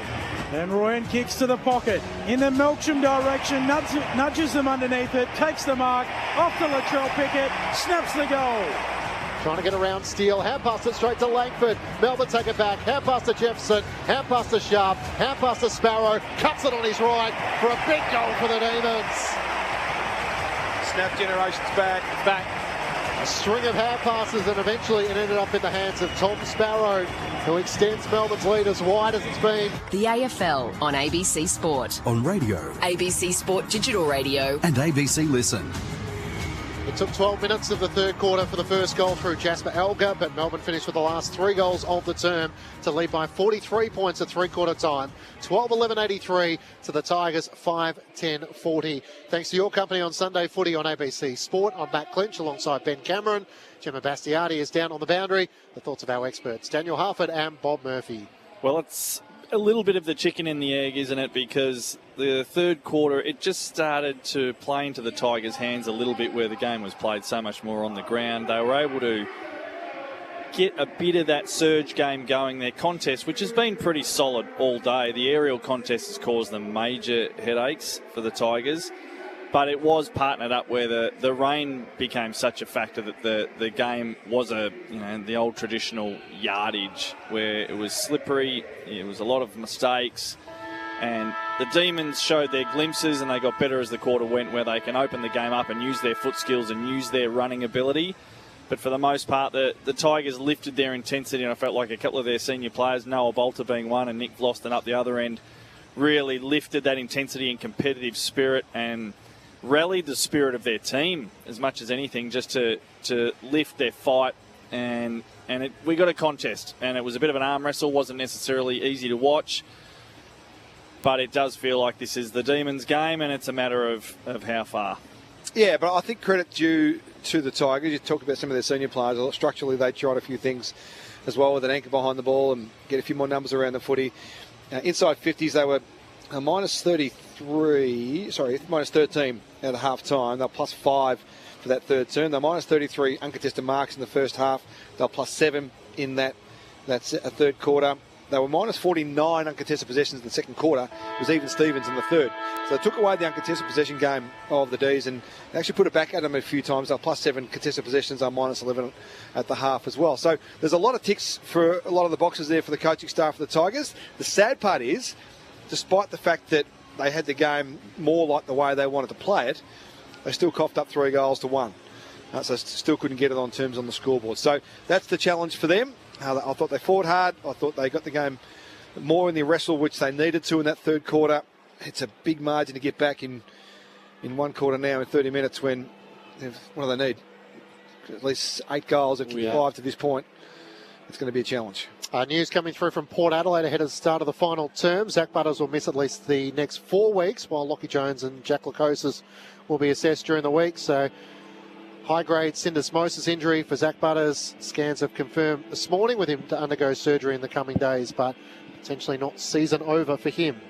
Sounds like more than, I'm no doctor on syndesmosis injuries, but it sounds like more than 4 if it's high-grade and surgery, My boys just Usually come is. off 8 for syndesmosis. All right. Melbourne by 43 points as we get the final term underway. Gawn bounces into his opponent, Nankervis. It's been one of the more entertaining contests this afternoon. Nank on the very bottom of the pack.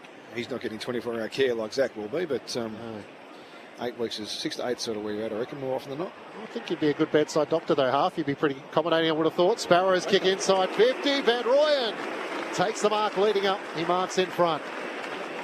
15 metres out, a chance to go back and match his efforts of last week with 5 goals against the Hawks. He has 4 goals this afternoon. The goals for the key forwards and the dangerous forwards tell a certain story, and sometimes it goes your way. But I would think if I was a forward out there today, you'd be wanting to wear the red and blue jumper, because not only do they go quick, they go straight towards goal. Often the Tigers will go long and slow and wide. The Demons are straight at it. Jacob Van Rooyen directly in front, 35 metres out for a handful for the Demons sensation. Goal number 5 and 10 goals in the last 2 weeks for Jacob Van Rooyen. The Demons strike inside a minute and lead by 49 points. Ahead of Daniel Harford and Bob Murphy, Gemma Bastiardi on the boundary. Ben, it's a deep cut, but is Adam Marrick one of those players? He is. That's good from you. Oh, well done. Very good, Gem. You've done well there.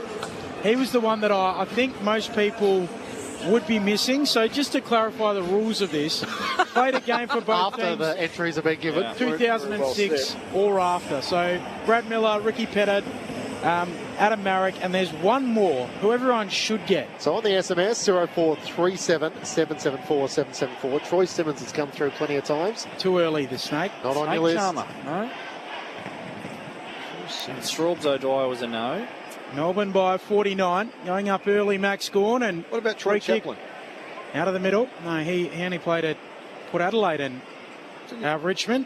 Now coaching at Melbourne. John the Norby. kick from Steele goes inside 50, but double coach. Getting back there for Richmond, and he gives it off to Banks, exiting kick and Steele. Good mark. Melbourne back in possession. Kicks infield to Max Gawn, centre half forward. Dustin Martin never played for the D's. Neil Barn, that's the manager, coach. Melbourne by 49. Gawn kicks into the pocket. Melksham running at the footy, brings it down. Swooping onto it quickly, Sharp. His handball to the pocket. Banks is carried out in the tackle from Chandler. They are still involved in football today. In the AFL today, I should say as well. Melbourne by 49 points. Not Reece Conker. Nope. They didn't play runner for one of them. Melbourne. Should count. Sort of one of those ones that you feel like you should know.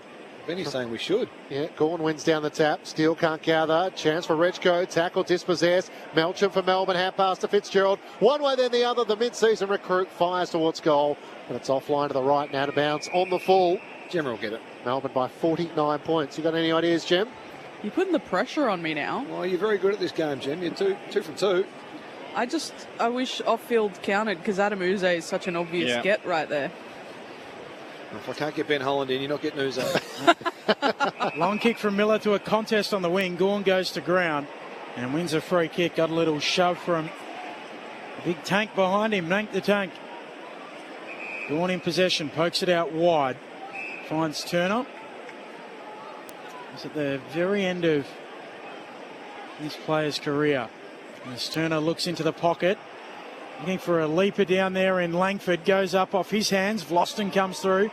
Back pocket for the Tigers. Tackled close to the line. Would we remember him more of a Tiger or a Demon, Benny? More of a Tiger. Okay, I'm not sure I'm remembering it all at the moment. Melbourne by 49, 4 minutes into the fourth. Sunday footy on ABC Sport. It is a blowout. Melbourne are going to make it 9 straight at the MCG. You know Robinson Crusoe there, Clinchy. Well, the number 0437 774 774, as Bob Murphy beautifully gives out regularly. The people who are coming through with Troy Chaplin, which is wrong, unfortunately. These are Benny's rules. Well, he didn't play for Melbourne. No. Troy. Nankervis gets it down. McAuliffe sends the ball inside 50, a one-on-one to be won. Alga works underneath it. Howes takes the intercepting mark for Melbourne. Looks up to left half forward. They spread so well, the Demons, and Windsor has it. But they park the bus. the Tigers. Most of their numbers inside the defensive 50. So he has to turn and come inboard, and Jake Bowie has it. He's kicked a goal earlier today, 7 score involvements for the hard-running Demon defender. Kicks it long, looking for Langford. Rises, can't take the mark. Trezise gets the hand pass away. Hannon for the Tigers, out of defence, but Melbourne have the loose number. The mark is taken by Rivers at right half forward. Rivers, 80 from home. He'll look inside 50. Gets around Tom Lynch on the mark. Chips it to the pocket. Going up, Van Rooyen. He's got it again. Right forward pocket, and he'll go back and kick for goal. Chance to feature in the votes later on. The big fella, he's been a towering presence in the forward half for the D's this afternoon. In challenging conditions, it must be said. I love the variety in the way that he's getting his scoring shots. Where once it had to be delivered on a plate where his athletic prowess would be on full display. Now he's able to, even that one, just sit and stop and prop, and under a fair bit of pressure still get his hands on it. Looking for an equal career high 6 goals. He misses right. Out of the votes. Those 6 goals came in round 1, the game we did here between Melbourne and St Kilda. Did he ever play for the Tigers? Melbourne by 50 points, 6 minutes into the 4th term. David Roden. D-Rod. Oh! Now, I'm not claiming it. D-Rod. Someone got off the SMS. Yep, David Roden. One season at Melbourne at the end, 9 games. I don't remember that at all. No, I would never have got that. No. I've got to be honest, about 6 times that came through on the SMS, and I didn't think he was actually the name. I cannot remember who playing in Melbourne. Port Adelaide, I remember that bit. And between the sticks more recently, Howes kicks Melbourne up towards half forward. Dropping the mark, McCullough for chance for Banks. Hand pass to Boston. Your problem is he's tackled by Sparrow. The 2 hit the ground, and the umpire will board up. At right half forward for the Demons, Melbourne by 50 points, 13-12-90 to Richmond 5-10-40. So how many games did David Roden play at Melbourne? 9 in 2013. 2013. Would never have known that. I've forgotten that period of my life. Here's Steele at right half forward. Sends Melbourne inside 50. Jefferson in the wrestle with Annan. Spills to the front. Melcham can't get away from Broad. And the umpire has it. Would have been 9 games and about 150 running bounces. D. Roden. So apologies to David, who sent it through on the SMS. Max. And Curvis brings it down. Ball spits out off hands and then tackled quickly. Yeah, 392. Will was the first one. Patrick. 392. Will was the first one. With D-Rod. Melbourne by 50. Gawn hooking it down. Then Curvis ricochets back to him. He soccers it on. Chandler out after it. Melbourne win it back. High half forward. Van Rooyen. Rivers rather. Steps around one. Loops the handball. That's chopped off. Tigers back the other way. Cumming gets the handball moving forward. Jass after it. Lafau worries him out of it. Handball too hot for Prestia. Rivers takes it. Lafau big tackle. Big pile driver. And then Jath goes in and takes it back for Melbourne. Handball away towards Jack Steele, who gives it off to Bailey Laurie. And now they work it out here, the D's, neatly with a kick to Sharp, who takes off with it. That's the hand. Just got away from McCullough. No. He's going to get a downfield free kick now. Not a free kick. Umpire said it was over the shoulder. McCullough comes over and makes his case that he's desperately trying to put pressure on him. The downfield free kick will go to Max Gawn. Much to Toby Nankervis' frustration with his hands on his hips. They've had a good battle. Nanks kicked 2 goals. Gawn's kicked 1. He'll line up almost directly in front from about 35 metres out. No, just seen the replay. That is not a free kick down the field. Not it. They're so quick to call those these days. It annoys me. You're allowed to make contact as they dispose of the ball, as long as it's legal contact. That was legal. Melbourne's captain, Max Gawn, in game 264, drawing level with the great Jim Steins. With his number 11 on the back, he puts through his 2nd of the match. Mighty Max leading the Demons to what should be their 11th win of the season. 14-12-96 to the Tigers, 5-10-40. Melbourne with the first goal of the final term, coming 9 minutes in. Daniel Harford and Bob Murphy, your experts on ABC Sport. You've mentioned it a few times. It's been a great battle. I mean, it's a rubbish free kick, which ended up with Max. So we'll just acknowledge that and move on from it, because there's not much you can do about it.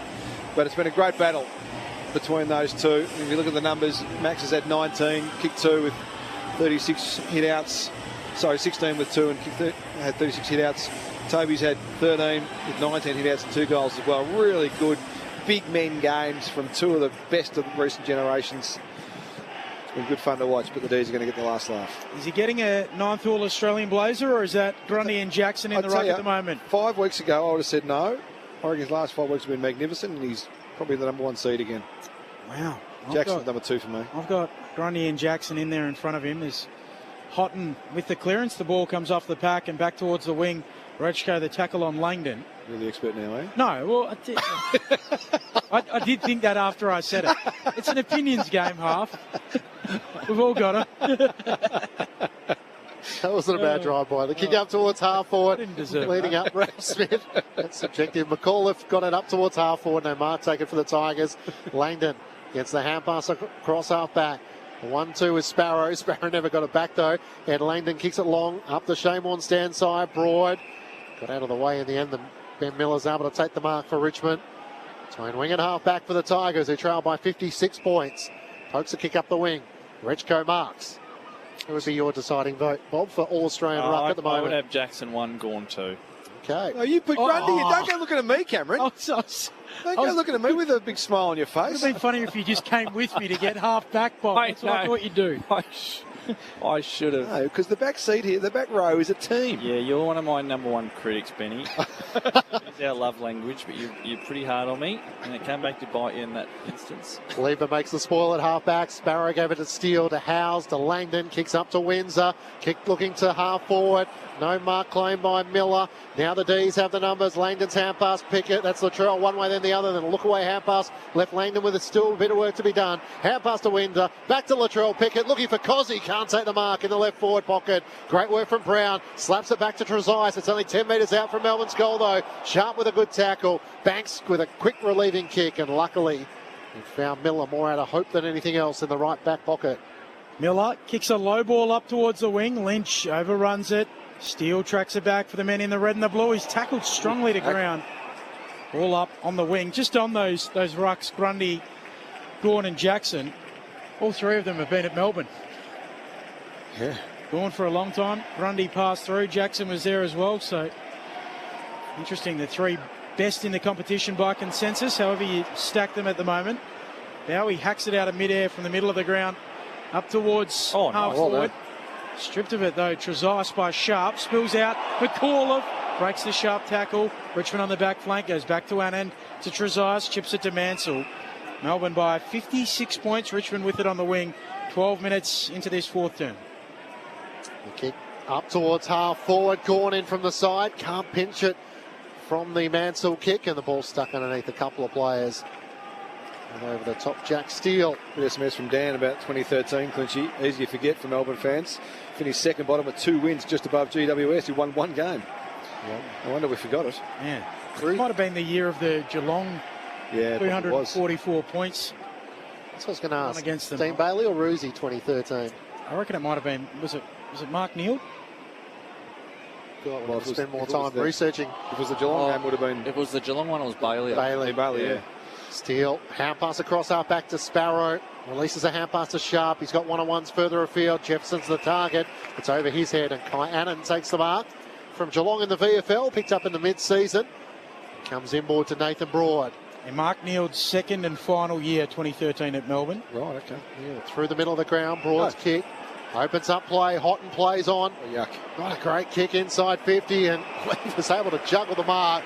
Tom Lynch for half a moment thought he was going to drop it, but Lever just clung onto it with his fingertips. Kicks across the face of goal, and Turner takes the mark in the left back pocket. Pokes it on to Howes, back flank. Melbourne by 56 points as Big Max comes for a break, and it's a warm round of applause. Kick to Lever, and that is shocking. Turns it over. Mansell marks, half forward, pokes it inside 50. Alga takes it and snaps the goal. Lynch was on in the goal square, but he didn't get it. I was hoping he would. Alga's got a couple, and it's back to 50 points. 14-12-96 plays 6-10-46.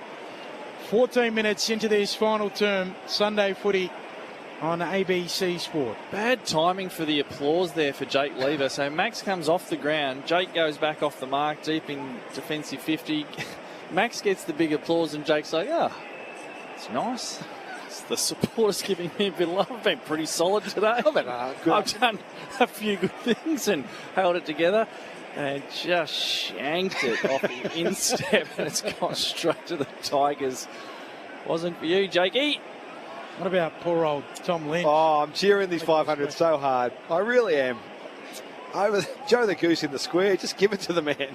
Bolter and Johnson, the two rucks in the middle of the ground. Bolter one down the tap. Sparrow does the roving though. Hand pass back to Johnson. Fitzgerald across half back. Hand pass inboard to Howes. Now back to Aiden Johnson. Feeds a hand pass over the top to Steele. Jack Steele between wing and half forward. Sends Melbourne inside 50. Jefferson against two. Brown and Annan made the spoil. Miller had to rove the tackle as he's brought down by Van Rooyen. Gives us a chance to go downstairs to Gemma Bastiardi. Yeah, Sam Banks tried to come to the bench looking absolutely exhausted and was turned away, sent back into the defensive line because there was no one to come on for him because he wasn't part of the rotation. He's not a happy man. Johnson flicks it over the top, only as far as Volstone. He then becomes the tackler, Johnson. Fitzgerald has a go. Taranto can't clear it. Johnson a third effort, knocks it out to Cosy Pickett. One way, then the other in the left forward pocket. Hand pass to Jack Steele, fires on goal. It's across the face of the right-hand side, a minor score. Melbourne by 51 points. Fran on the SMS, 0437 774 774. Would love to hear some positive feedback about the Tigers. Have you got anything for our half about what we've seen today? Giving you a little bit through the journey, Fran. I hope you've acknowledged that. It's been a challenging day. They haven't won many contests. I like Banks. I've mentioned Sam Banks a few times. Their clearance work in the first half was fantastic. There's a bit to work with. And they reset the game a little bit in that third quarter, Fran, as we talked about at three-quarter time. So there's some little wins here for the Tigers. It's going to be a big win on the scoreboard for the Demons, but there's been some little wins for their progress today, but there's still, as we've seen today, a fair way off it. From the kick in, Turner intercept marked it, chipped it short to Langford, so wide out, right half forward, right side for a left footer, kicks it on goal across the face, and Bolter smacks it through. Melbourne by 52. Sorry, Benny. Did you ever wear a shin guard? Just working the list. Not as an AFL player. Okay. Headband? No. Okay. No. And did your bike shorts have the padding in them, or was it just the bike I had short? padding. And the padding. Yeah, I had padding. I'll add that. That's some cool. That's some cool That's issues. being added. In fact, the great Ricky Barham told me to stop wearing them because it made me look too slow when I was a schoolboy. But you were like, I've got the nose tape, mate. Don't worry about the padding. He was a Check confident recruiter. this stuff out. Across the old snout. He used to say to me, why are you wearing those things? They make you look so slow, and you're slow already. Richmond a chance to build here, coming, looks up, vacant, goal square, goes for himself and bounces it through as Mansell was trying to race back towards goal. It's a good moment of composure from Sam Cumming, who looked at the options and decided, let's have a ping from just outside 50. He's able to put through his first goal of the match. It's the Tigers' seventh. They're 7-10-52, trailing Melbourne 14-14-98. So the Tigers, they look unlikely at the moment in second bottom position, 2 wins and 14 losses. The question will be, with their matches to come, will they be able to get a third win for the season? They have the Hawks next week at the MCG. Nope. The Bulldogs at Docklands. Nope. The West Coast Eagles at the MCG. Yes. Adelaide at the Adelaide Oval. The Saints and the Cats. Gee, it's not Maybe many. only one. There's not many on the way home, is there?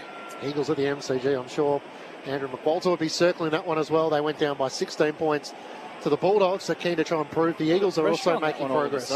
That's a bit of pressure in that one. I went back and had a look through, given how bad Richmond's percentage is, to see when it had been worse after 16 games, and it was actually even worse last year at the corresponding time. Was it really? As Melbourne go inside 50 from the restart by 0.3%. It was worse. Richmond sorted out through Brown. So where's this been all afternoon? Now they take it on through the middle, gives it to Broad, who releases the run of Grill. Wants to go out worn wing side of the ground. Feeds a handball out wide to Trezise. Kicks out for Cumming, who fumbles it out. Throw in on the wing, worn side of the ground. Melbourne by 46 points. And 14-14-98, playing 7-10-52. Haven't seen a lot of that this afternoon, have we? There was one team very gun-shy to kick the ball in the middle of the ground, that being the Tigers, and the Demons have done it all day, and they've reaped the benefits. Bolter punches it forward for the Tigers. Taranto trying to get onto it. Fitzgerald's in front. Just gets a boot to it to clear the congestion. Johnson can't gather for Melbourne. Bolter has another go inside 50. Jaff underneath it. Lafau did enough just to worry him out of it. Slapped away for the Demons. Well done by Howes. Couldn't combine with Langford. Mansell straight into the Howes tackle. Ball spills clear. Jasper gets a hand pass away and Lafau around the body. He puts through a goal. And the Jai Arrow celebration as well from him. It's So a couple of goals late here for the Tigers, and they might win the final term. They kicked the last 3 goals of the match, so 3 goals to 2 in the final term. The margin back to 40 points the Demons' way. 14-14, 98 Melbourne to Richmond, 8-10, 58. 20 gone in the final term. There's another one for Fran. They haven't given up. They haven't given up, the Tigers. They've kept coming, so that's another little tick in the box today for them. Comprehensively outplayed, outclassed. They try. We understand. Tigers try. We understand where they're at. And there's still got a lot of talent that's not in this team that they want to have back in this team, or get them in the team so desperately to form this next generation of Tiger champions. But this is their lot at the moment, and they do try it. I'm still trying to work out what they're trying to do, Bob, if that makes sense. So their effort's good. But what's the framework? What's the system? Around the framework, it, yeah. Bolter taps it down to Campbell on his backside, gets a kick out, spills out to Gawn. He gets the D's moving forward with a worm burner. Sharp picks it up. Taken down in the grill tackle, holding the ball. These fans don't like it. Free kick to Richmond, centre half back. Margin did get out to 57, now back to 40 points. Richmond move it up towards the worn wing. Alga gives it back to Campbell, little 1 metre kick away to Trezise. His kick slides off the side of the boot, straight up and down, and Fitzgerald marks for Melbourne. Defensive point of the square. 21 minutes into this final term. Melbourne can get to 100 points. They'll go past it for a 10th time this year. Bowie across half back, beautifully waits his kick to Howes, who marks under the Shane Warne stand side. Langdon running around the back, receives the hand pass, gets a hand pass forward to Chandler. Now non-officiating umpires waved a downfield free kick for a block off the ball. So Chandler gets the hand pass to Van Rooyen. 5 goals for him this afternoon. Centering ball for Sharp, who takes the mark just left of centre, 40 metres out, directly in front. Very good Van Rooyen. I would imagine he'd feature prominently in the votes. Is that a handball to half? Your turn, half? My turn this week. Yeah. On the SMS. Often we forget who's in charge till the end of the game. Yep. Sometimes we forget when we're commentating who gave the votes. Yes, clearly. We're instinctive players, all of us. Yeah, play the moment in front of you, you know. Harry Sharp looking to join the list of goal kickers for Melbourne this afternoon. Comes in and just misses to the right-hand side, through for a minor score. Melbourne by 41 points. International listener, let us know your name. Listening all the way from Canada. Do you think the Tigers have another win in them this season? Well, interestingly, West Coast have used 40 players this season, so has Richmond. So it's hard to assess the two sides given so many players have been used. Miller kicks up the middle, gets it to Bolter, who gives it to Campbell running by. He moves it on to Grill, looks out towards the worn wing. Trezise marks, plays on, falls over. Has to recover with the handball for Broad. Forward handball for Prestia. Prestia kicks inside 50. Lafau launching at it. Brings it down in front. Wins is there for Melbourne. Handball to Chandler, who runs beyond the defensive arc. Handball to Sparrow. Kicks infield to the middle of the ground. Johnson releases the runner Fitzgerald from the bullseye. Kicks inside 50. Van Rooyen marks 35 out. Slightest of angles. And he'll go back and have a look at an equal career high 6th. It's becoming a bit of a free flow game again, just pinging up and down the ground, this yellow Sharon. This fatigue plays a big part for both teams. I think that heavy rain in the third quarter might have been a pretty big blessing for the Tigers. Because when it stops, the Demons' ball movement slices them open. Jacob Van Rooyen kicked 6 goals in round 1 of this season to equal that career best number. He's got 6 again. And the Demons cross 100 for a 10th time this season. 15-15-105, plays 8-10-58. And he is the embodiment of their newfound goal-kicking prowess in 2026. D's by 47, 24 minutes into the 4th. Bob Murphy and Daniel Harford. Well, it's good reward for him to get that number. And it's a nice play back through the corridor for the Demons. That's when they're at their most dangerous. There's no doubt about that. And as the story was in the first half, the Tigers have been unable to defend their transition all afternoon long outside of the rain period, as Bob picked up in the third term. So good to see him get reward for his effort. He's been enormous. He's done it in different ways, which is what we love about him. He's developing, he's emerging, he's a real key talent and a building block for this footy club going forward. 6 goals this afternoon, up to 35 goals for the season. Jacob Van Rooyen, a career best in round 18. Johnson competing in the ruck, tackled and reeled in by Nankervis. Tigers take the advantage. Prestia with a hand pass to McAuliffe, good vision. Spots a player in the right forward pocket. And the mark is taken by Sam Cumming. Was good vision by McAuliffe. Often see players late in games, heavy legs, maybe a little bit distracted by the ballooning score on the board, and still had that selfless approach to it, composure, vision and skill to execute. 7 goals, 1 for the season for Sam Cumming. Picked 7 in 2025. This is a good kick off the boot. He puts through another one for Richmond. He's second of the match, and the Tigers take the honours in the final quarter with 4 goals straight to 3-4 so far. 25.5 minutes gone in the final term. So Melbourne 15-15, 105, Richmond 9-10-64. It was Kit who was in touch with us from Canada, so great to hear from you all around the world on ABC Listen. Daniel Harford and Bob Murphy are with you. Half, did you ever wear a helmet? No helmet. No helmet. What about a forearm guard, like the Diesel Williams sort of? I wasn't hiding anything up there, Diesel style. He had a lot of forearm trouble, Diesel, for a long time. It was an injury that nagged around for a long time. He couldn't get over it. I'm not saying it was used for any other purpose. That graphite. A long-term injury. Yep. A little bit of tendonitis in the forearm. Not a common injury. Gawn takes it out of the ruck, gives it out to Fitzgerald. Kicks the knees back inside 50. Van Rooyen very nearly eyeing a career best 7. Can only bring it to ground, and Richmond can bounce off halfback. Banks, little 1-2 with Nankervis onto Grill. High contact. Going the way of the youngster, 18 years of age, managed last week. As questioned by an SMSer earlier, I did run a power band for a little while. Grill shorts it on. Remember the power bands? Campbell moves it up towards half forward. Cumming launching at it, brings it to ground, lands, nearly gathers it, then does a second time. Back feeds it to Brown, chips it into the pocket, and Trezise running back with the flight. He marks deep in the right forward pocket. He'll go back and kick for goal from a very tight angle.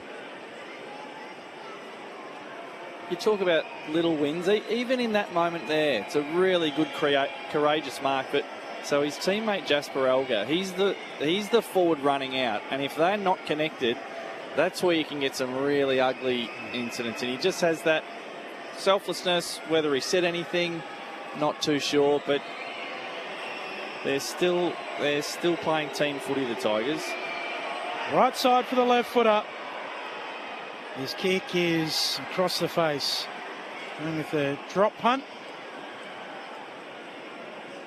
Melbourne by 39 points, nearly 28 minutes into the fourth term. Sunday footy on ABC Sport. Tholstrup brings Melbourne back into play. Into the back pocket where the mark is taken by Turner. Turner's going to return it back to Tholstrup. So the Demons content with the damage in which they've been able to do throughout the afternoon. As Bowie marks in the left back pocket, sends it out wide, too wide for Rivers, and out of bounds on the full.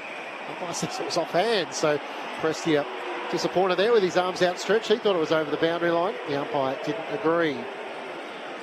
The Demons, they take on North Melbourne at Docklands next Saturday, so that's another interesting fixture for the Roos, who are desperate to win a couple against the odds. Melbourne will be keen to take care of business like they have this afternoon. Taranto gets a kick up towards Trezise, slaps it forward to Prestia. Tucker can't take it cleanly. His tackle just lingered on Bowie. He wasn't in possession. Jake Bowie will take the free kick at left half back for the D's. He'll be in the votes, I'll give you that much. Jake Bowie, he's been exceptional. Spoiler. Yep. Bowie on the back flank. Kicks to a contest on the wing. Broad puts his fist through it. Vlauston hurries the kick into the middle for Richmond. Lever punches it on cleverly. Laurie soccers it on. Latrell Pickett coming for the footy. Takes it cleanly. He's just worried out of it. Goes back and gets it. Well done, Pickett. Handball away towards Lever. Gets it back. Latrell Pickett pokes it inside 50. Sharp marks. 40 out. Directly in front. And he'll go back and kick for goal. Harry Sharp. He's been in a little bit of a dry spell. Kicked a goal in every game for the first 11 of the season. And then went goalless for 4 before a couple last week in that big win.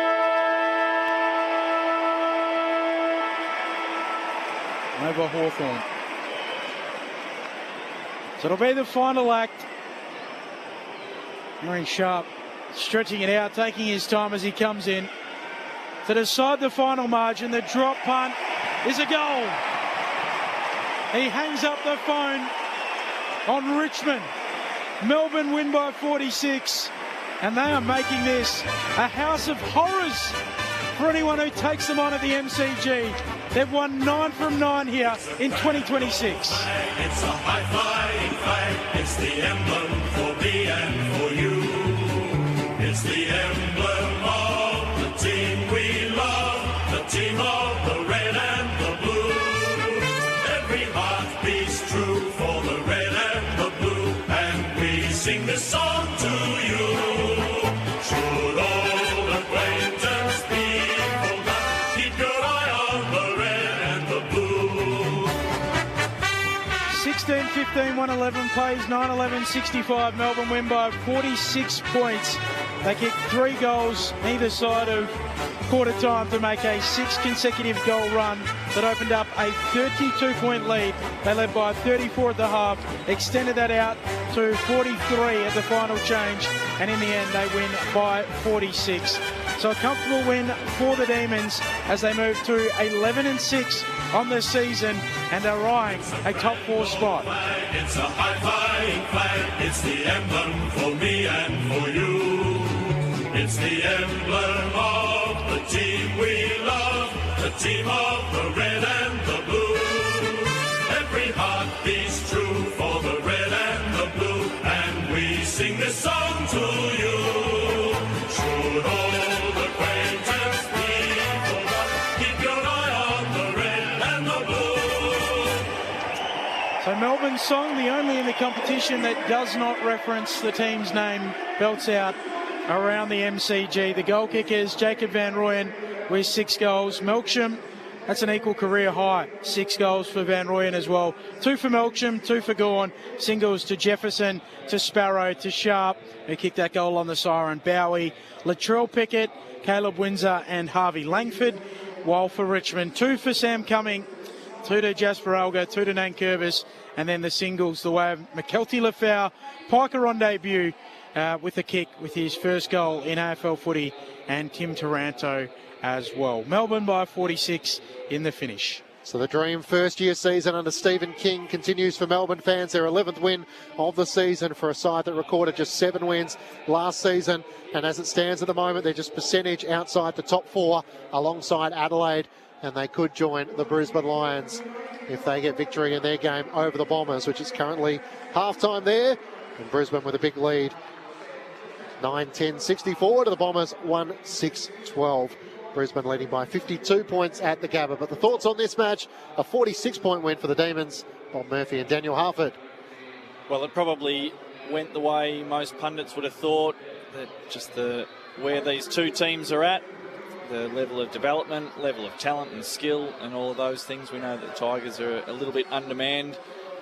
I can't help but wonder just if the weather conditions just spook the Tigers a little bit. I mean, they want to play a game of surge and get it going and play it on the deck and a bit of chaos.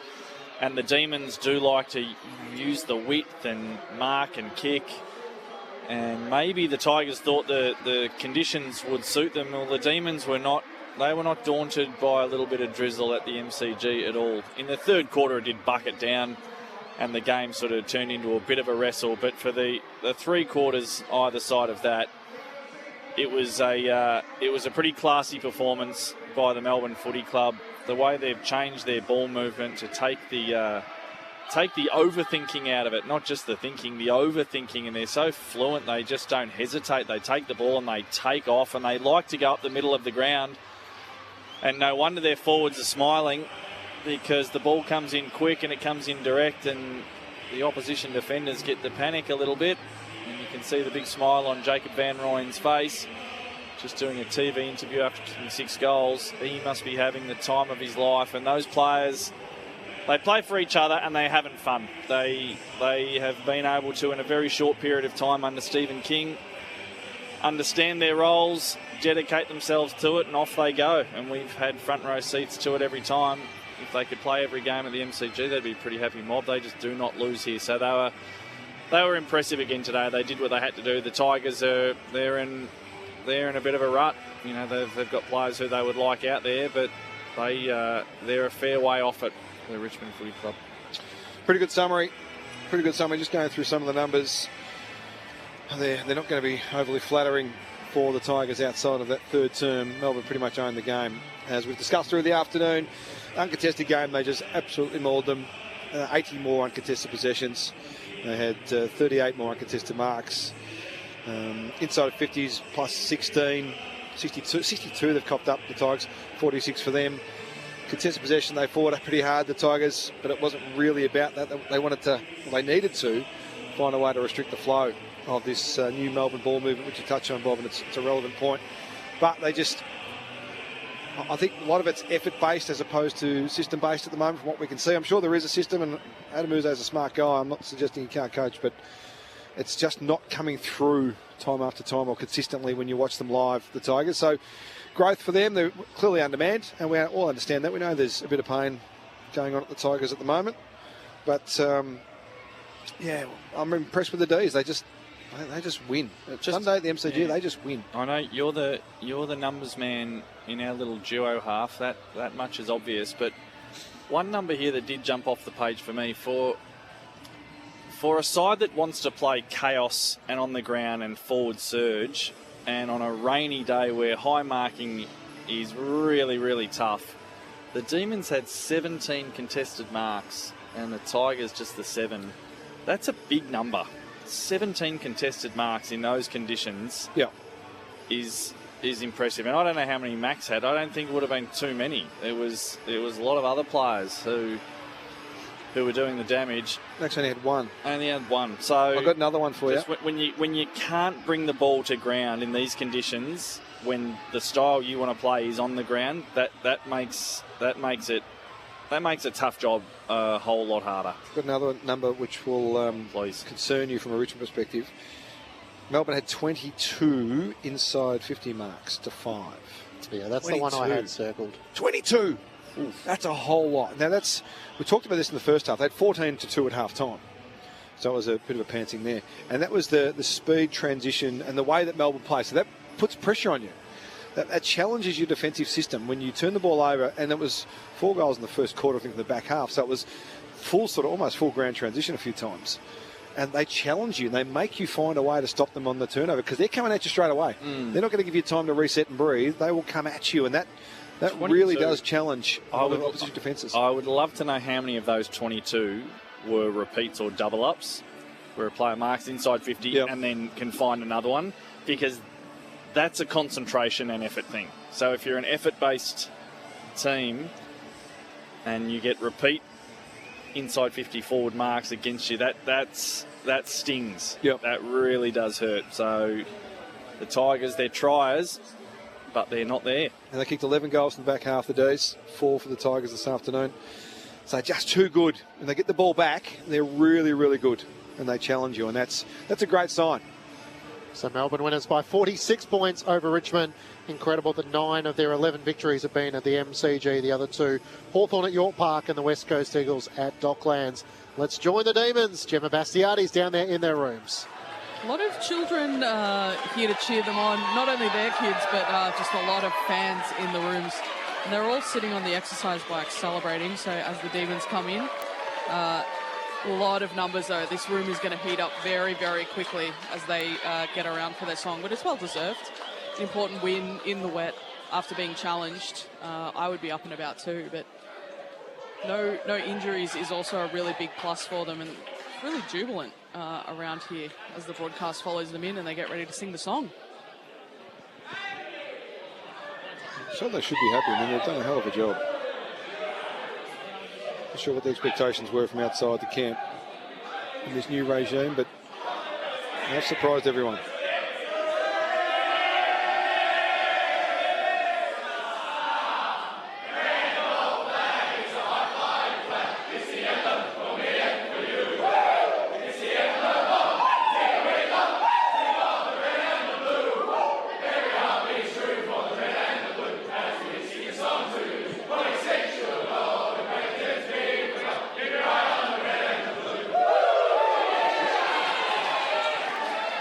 The Demons winners by 46 points. 6 goals for Jacob Van Rooyen, and they are now in the thick of the race for the top 4 at the moment. Adelaide hold that position, but Brisbane and Melbourne are right there with them, separated only by percentage. And they do start to open up a bit of a gap now. The sort of top 6 sides. The Western Bulldogs a game further back in 7th spot, and then it's a game and a half really to Collingwood in 8th, and Geelong, who have slid down the ladder as well, and they're now down in 9th. We can take you straight back to the Melbourne rooms, back to Gemma Bastiardi. Harvey Langford, how important is it to get some more consistency in the back half of the season as you're eyeing down a final spot? Yeah, it's great. We're building consistent football at the moment, playing our way and winning the contest against a few teams in the last couple of weeks, so it's great. We're all having fun out here. It's good to be back on the G this week and put a performance like that. Can you tell us how hard, as a winger in particular, that third quarter was with the rain teeming down? Yeah, it was tough running on the G with all that wind pumping down. Ground's pretty wet, so all I'm doing is running up and forward, so yeah, it was definitely pretty tough. Now I'll throw you up to the rooms. We've got Daniel Harford and Bob Murphy in the experts' chest. Sure, no worries.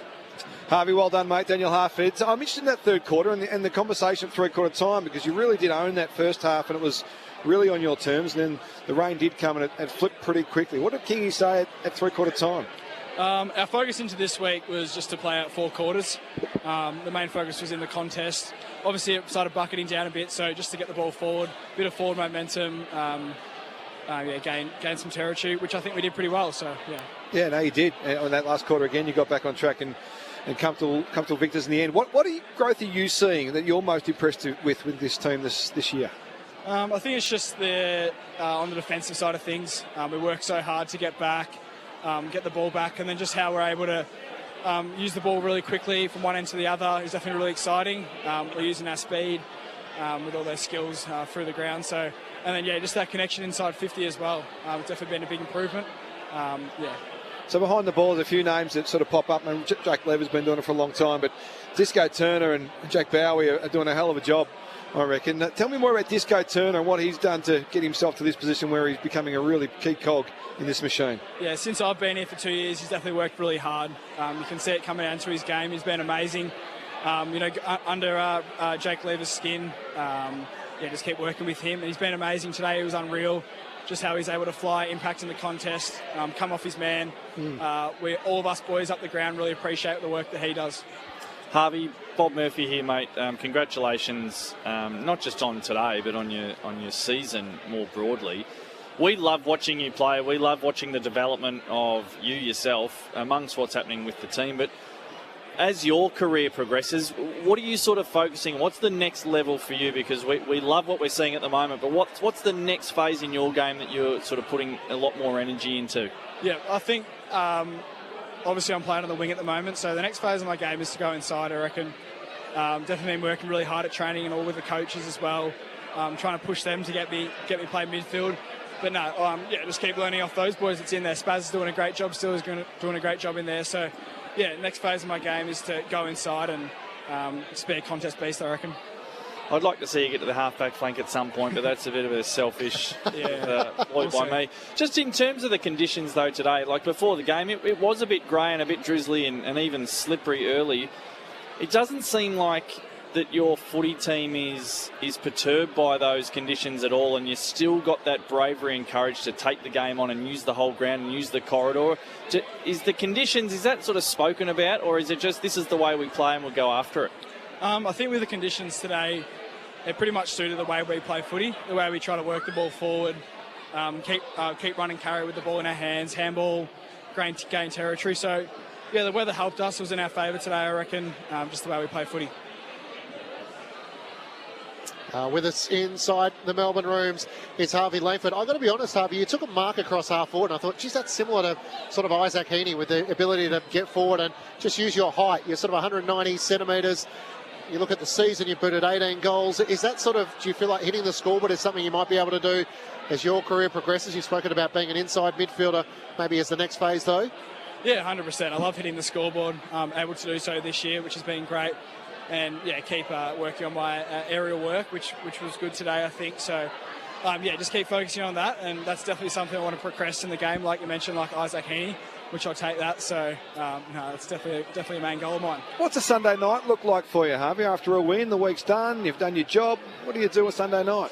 Oh, we've got a game on Saturday, so a short turnaround. So definitely won't be doing much tonight. Just go home with the fam, have a nice feed, I reckon. What's on the dinner table tonight? No idea. I'll find out. I'm still living at home, so perfect. Mum will make me something nice, I think. Don't move out, Well, mate. you could Stay do at home. something for Mum. Oh, I mean, we'll see. It's a nice toe-in for me from half, because I must admit, I was getting to the ground last year, and I saw you getting dropped off at the game or with your parents, driven to the game. I thought, geez, this is how young these kids are. You dominated that day on the MCG, so have you got your licence yet? Are you driving? You're still getting dropped off with Mum and Dad and living at home? No, I've definitely got my licence. I've had that for a while. But no, it's great. I'm not complaining. I get Mum and Dad to drive me to the game, so I don't have to do any of that work. But today I'll have to drive home, which is a bit disappointing. But no, I can't complain at all. Stay there. Well, definitely stay there as long as you can. But what's a tougher review? Is it with the Demons coaching staff, or is it with family at home? No, probably at the club with Jonesy, I reckon. It's probably the right way. And there's no rent that exchanges, Harvey, at home? What was that? There's no rent or anything that exchanges at home? No, I don't have to do anything. Oh, you are on it, mate. Stay on it. I'm living life, really. It sounds very much. Now, just as we let you go, do you know the last time Melbourne won their first 9 games at the MCG? I've got no idea. 2006 was the last time this Melbourne side was able to do so. So you're in rare air. You've won 9 of your 11 here at the MCG. What is it about this home venue for you guys? Oh, I don't know, to be honest. It's probably the fans that come out. We love every single one of them that come out to the MCG and watch us play. We hope to produce some exciting football, which we are doing this year. So, every single one of them come out, and obviously it was kids come free today. So it's good to see all them come down, and we do everything for our fans. Congratulations, Harvey, on the win. Good luck against the Kangas next week. Thank you, appreciate it. Harvey Langford joining us from the Melbourne Rooms, winners by 46 points. He's got life sorted, dominating on the MCG and going home to a home-cooked dinner. Oh, good sound. Nice roast. 20 disposals and 2 behinds for him this afternoon alongside his 5 score involvements. I would normally say there wouldn't be a roast on the table, but because Mum and Dad would have dropped him off, they'd probably watch him play. There's no time for a roast. Yeah. But he's driving himself home, so Mum and Dad might not be here today. Roast is a possibility. I'd like it. Harvey's doing very well. What's your favourite roast? Pork. Yeah, yes. pork, man. In the right hands. Correct. Bit of crackling. Well salted. Yeah, bit of crackling. Bit. Speak for A yourself. lot. Kilos. As much as you can get your mitts around. The ABC Sport commentary team is getting... has a bit of crackling. It's getting hungry. I don't know if you can pick up the theme. 32,893 into the MCG to see the Demons record their 11th win of the season. 16-15, 111 to the Tigers, 9-11, 65. So, I mean, how legitimate are they in the conversation around premiership chances? It sort of feels like Fremantle in the field a bit at the moment. Sydney losing to them on Thursday night. Geelong with a loss over the weekend. Brisbane are coming with a hurry. Second half underway, 10-10-70 to the Bombers. 1-6-12. Where do you sort of have Melbourne when you look at the contributors this afternoon and how they have built their season with 9 of their 11 wins here at the G? I have them in probably the 4th seed, the Demons, and the MCG factor is significant in that. The MCG. So Fremantle, Sydney, Hawthorn, and then Melbourne. No, I've got Fremantle, Hawthorn, Brisbane, Melbourne. Okay. I'm still a bit wary about the Swans and the way they're playing, but I've got them as the number 4 seed. I'd have them just under. Yeah, I'd have them 5. They're going well. I mean, and they're riding the wave. This is the beauty about the team like Melbourne that came in with no expectation. Despite the fact they are very good now, people are starting to talk about them, and they've put themselves in a position where they can contend. I don't think they will feel that pressure. I don't think that's going to be a burden for this group at all this time around. Now, in future years, there's always pressure. It might come, but theirs is probably the most preferred pressure in the competition. Yep. It's the most enjoyable one, I think. Absolutely. It'll change for them in the future, but this year, when you get everyone on the hop, expectations are low, you bounce, new coach, it's all upside. They're riding the wave, as you say, Half. So when you forecast to the rest of their season, they have North Melbourne at Docklands next Saturday. They play 2 of the top 10 sides in the run home. So Geelong to follow that, the Gold Coast Suns, Fremantle, Port Adelaide and the Western Bulldogs. So as it stands at the moment, Geelong and Fremantle as the sides inside the top 10. But interesting games against, the Bulldogs, Port Adelaide, who will make them earn their measure. So the possibility to be inside the top 6 and maybe higher than that, depending on how other teams go around. Yeah, well, that's the challenge for the other teams. I think it's the 5th time since 2000 something that Geelong have been outside the 8, or outside 8 or 10 in the last 20 years or so. So it's a funny time for a few teams. And we talked about the Gold Coast at the start of the broadcast about the challenges they're facing and where we all thought they would be. Geelong are off the attacker. They need to get back on track. Now they've got some key injury concerns. Just hearing Carl Amon's out for a month or two for the Hawks, so there's a challenge for them to replace him. So there it is, the 5th time since 2000 Geelong has been out of the top 8 after 18 rounds. And talk about replacing talent and getting soldiers in and losing a couple on the way. I think maybe we've underestimated also, we see now the true emergence of Jacob Van Rooyen. He's a young star of the competition, maybe just a star of the competition on the in recent form. But I was really worried. You know how I feel about Brodie Myercheck and how important he is. Well, he goes out of the side, and Jacob Van Rooyen has taken on that responsibility. No, I am the main man now. Yep. And even between last week and this week, Fritsch out. Well, Fritsch kicked 5 goals last week. So he goes out. Okay, well, Melksham steps in, and he plays a role today. So they're able to play with a level of maturity that at the start of the year you might have questioned. That's fair. I reckon that's fair. So how important does, I guess, the support roles around him? So we saw Matthew Jefferson have some shots on goal this afternoon. He had 7 disposals. What do you have mark-wise? He had some nice moments. He ended up with 1 goal, 2. But, alongside Aidan Johnson this afternoon. 4 marks. He was able to take 4 marks, but Jacob Van Rooyen goes from 29 goals for the season with 6 this afternoon up to 35, which takes him into 14th spot in the chase for the Coleman medal. So 11 in 2 weeks. Yeah. That's a good couple of weeks. Good little patch for JVR. We like him. He'll have to sit under a few high balls in finals, won't he? Absolutely. And he's getting better at that. He did that better today. He is getting better at that, but that's not his absolute style. And often in finals, those key forwards, it's a lot of rush kicks that are, skied and having to sit under them. I feel like he's clearly improved, as have most players at Melbourne since Stephen King's come in, which is the great fillip for him. That he's done a great job in improving players. But it does feel like JVR is a little bit of the embodiment of their faster ball movement. 10th time this year they've gone past 100. They were slow, stodgy, stayed in many ways last year under Simon Goodwin. Now they go a little bit quicker, and lo and behold, the big key forward who's leading up, he's able to get on the end of a few more and kick a few more snags. Is that a fair assessment? Yeah, I can't think of any forward I've ever met in the game who says, oh, geez, you know what I'd love for us today? Let's move the ball nice and slow. So they can... Let's get plenty of numbers back in front. So they're midfielders and they can all waddle down, and then it just becomes... Kick it to a contest. They do. And there's an energy to that. And Jacob Van Rooyen, he's at the peak of his physical powers. He's got a lot of energy. So Jacob Van Rooyen with 6 goals this afternoon after Harrison Petty was a late out. Bailey Fritsch also out with a dislocated finger. Christian Salem made his return in the VFL today, so good to see him back. And Jack Viney is the unknown with that Achilles injury that has troubled him throughout most of the season. But Melbourne with Max Gawn booting 2 goals this afternoon in game 264. 34 years of age, young Max, and he continues to strive towards potentially another All-Australian Blazer. He is an 8-time All-Australian. That could be 9 by the time the season's out. And he had a great battle with Toby Nankervis this afternoon and both kicked 2 goals. No one's been 9 before as well. What's that? No one's... No, it'd be the first time ever, yeah.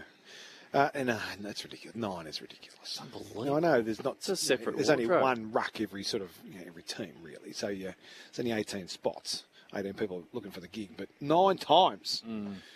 It's extraordinary. In an era of good ruckmen, though, there's been a lot of good ruckmen. Yep. Oh, he's a fantastic A lot of average ones. Well, we've got to be balanced here. Come on. We love Max. Yeah. We're not trying to downplay him. It's an extraordinary performance. If he gets to 9. 8's, I'd be happy with 8, I'd be happy with 8. But most humans would be. He's a greedy guy. And he likes odd numbers. We get it. So Bowie finished with 31 disposals for the Demons, had 7 inside 50s, 8 score involvements and a goal. Joel Fitzgerald, good, 31 disposals. So converting that VFL form from Williamstown, picked up in the mid-season draft. He was alongside Tim Taranto for a lot of the afternoon. finished with 9 score involvements as well, 5 clearances. Jack Steele's the other player, picked up from St Kilda, 27 disposals, led the way with 8 clearances for the Demons. He's sort of been a carbon replacement for Clayton Oliver, who's gone to the Giants, had 10 tackles as well this afternoon. Inspired recruiting, that is. Isn't it? Yep. While for the Tigers, Tim Taranto finished with 26 disposals. He started like a house on fire, had 14 of those in the first quarter. So Taranto with 26 for the game, James Trezise with 23, McAuliffe with 21. 2 goals for Alga, Nankervis and Cumming for the Tigers. Yeah. Richmond fans, while they've been a part of a successful era, 2 wins for the season. They've never lost their last 6. And we have heard some of the challenges from Adam Uze around Ben Serple, their fitness manager, their high-performance boss who's departed throughout the season. So the, I guess, admission from all involved that it hasn't gone according to plan. And I think Adam Uze said, when you have that many injuries, it's just not up to the AFL standard. The good news is that Sam Lawler is closing in on a return, so they're hopeful of him featuring against their game against the Hawks next week. But, 40 players used for the season, the same as the West Coast Eagles. How do we assess whether Richmond are making improvements under Adam Uze? Well, I'm looking for system. That's all I'm measuring them on at the moment, system and what that looks like and what the DNA, as they say these days in modern footy, is of the Tigers. And I'm still yet to really understand what that is, just from watching live. And I don't know everything in footy and all that sort of stuff, but you can see most things in teams about the way they want to play. I can't really see what Richmond want to do. So I'm a little bit concerned about that. So in terms of judging them, I'm judging them on what they sort of put out there in terms of shape and system. So, and they're not going that well at the minute. Regardless of who's out there, they don't seem to be having too much go for them in that regard, in my view. Don't have much to add to that. I support it. I don't want to think I'm putting half out the front while I step behind it. Would never want my colleague to think that. What about the balance? I guess for Adam Uze, that's 2 weeks in a row now. Tom Lynch has been goalless as he tries to close in on his 500th career goal. The balance between having those experienced players like a Nathan Broad, Toby Nankervis, Nick Vlaston, who's 32 years of age, the senior players to guide the next generation trying to come through, because they do have a lot of young talent, but the challenge has been getting them out on the park consistently. And Taj Houghton had some moments this afternoon. What did he finish with? 13 disposals. Started off well, Taj. Kicking efficiency dropped away a bit. Yeah, he's a little bit untidy. Yeah, only 1 of 5 effective, yeah. Yeah, which, again, gave a lot of love to his dad and his uncles. Also, maybe by foot wasn't their absolute primo area of the game. No, that's an area they can really improve, particularly that really important part, the attacking mid area. So behind, so the line across the centre into your forward 50, that area, that's the really important part. And they don't do it well enough in that regard just yet. And there's a bit of system in that too. Yeah. Yep. There's a bit of system about where the ball should be and who's making the space and all that sort of stuff. So there's a couple of layers to that, but they just don't seem to use the ball well enough. Seth Campbell is the other one with 14 goals for the season. He's the equal goal kicker so far this season with McKelty Lafau. He's been asked to play a little bit higher up the ground in recent weeks, and he's just kicked 2 goals, I think, in his last 2, 4, 6, 8 games. So we got what we got. Well, we got what we thought we would get, or the stats say we were going to get from Richmond today. They averaged 66.19 points a game for the season prior to today. They kicked 65. They averaged 104.5 points against. They gave away 111, so another goal on top of that. So they pretty much played to par, which we know is subpar at the moment in terms of ladder and wins versus losses. Yeah, I just love to see a bit more framework into what's going on. And maybe they're just not capable of adhering to it or delivering it. Maybe that's the system, the problem with Richmond at the moment. But, yeah, there's a whole lot of issues there, starting with your personnel, starting with health of your list. That makes a big difference, and get your talent out there more often than not, which they haven't been able to do. At the Gabba, where some of our listeners are going to depart in the next 9 minutes, Brisbane leading by a whopping 81 points over the Bombers, 14-10-94 to Essendon, 1-7-13. So we've seen a bit of the Bombers in recent weeks. They are unfortunately looking a class below the Brisbane Lions, which is no real surprise, but the Lions' percentage could get a nice little boost here, which would take them to 4th spot, so they'd jump in front of Adelaide and Melbourne in that race for the top 4, and the Lions look back in a big way. So, yeah, it's a bit of a panting, isn't it? Well, they're not a very good team. No, 12 minutes to go in the third quarter and a quarter. Although they did beat Melbourne, so they must be good. It's a funny. It's a funny game. If you think footy doesn't have a sense of humour. Exhibit A. Now the votes for the ABC Footballer of the Year as we tidy up proceedings here at the MCG. Melbourne winners by 46 points, their 11th win of the season. I gave one vote to D. Turner, the Disco Man. 18 possessions for him. Not it's all about him in his role. 11 marks, 4 intercept marks, which was a game high. 4 inside 50s as well, 4 score involvement. So he's not just sitting behind the ball and just waiting for it to come to him. He's making the play as well. I thought he was terrific today. He's really evolving into a fine player. And I think we all would agree with that. 2 votes to Jack Bowie, who was the premier ball user across the ground as far as I'm concerned. 31 disposals for him as that sort of link-up half-back and distributor inside the forward half. He had 7 inside 50s to go along with that. 8 score involvements. Kicked a goal as well. I thought he was the one that doesn't fumble. Clean. Doesn't clean fumble. As a whistle. He is clean as a whistle. As Whistleman. He was fantastic. 31, I said, for him, and 2 votes. And 3 votes, no surprise, for the equal career best performance from Jacob Van Rooyen, who we're watching evolve nicely in front of our eyes. We've seen a lot of the dudes that we've discussed many times this year, and he's getting to the stage where he's a real presence in every game and takes some defending. And he was the one that set the game up for them from a scoring perspective in that first half. 4 goals in the first half, 2 in the second half for a career best equaling 6 for the day. And he was the premier player on the ground. 3 to Jacob Van Rooyen, 2 to Jake Bowie, and 1 to Daniel Turner from Daniel Harford in the ABC Footballer of the Year. Melbourne's 46-point win over the Tigers. 16-15, 111 to Richmond 9, 11-65 in front of 32,893. The Demons take on North Melbourne at Docklands next Saturday, while for the Tigers they have the Hawks next week in round 19 of the AFL. At the Gabba, it's the Brisbane Lions who lead by 82 points. Kyle Lohman with a shot on goal that just missed.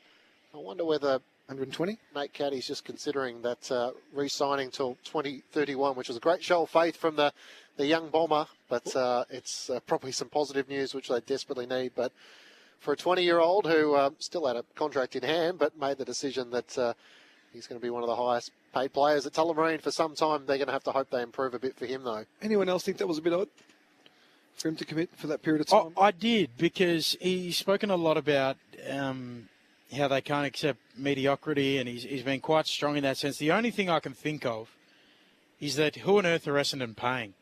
Well, that's right. So they've got to pay someone. So it might be a lot of money. They've got to pay to get better, though.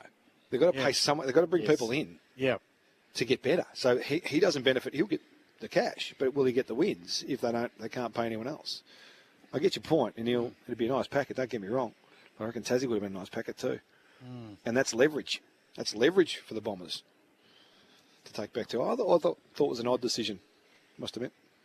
Yeah, I was a bit I'd like to surprised by see the numbers involved, and then I would not like to see them. He's saying he thought it was an odd club choice from the caddy.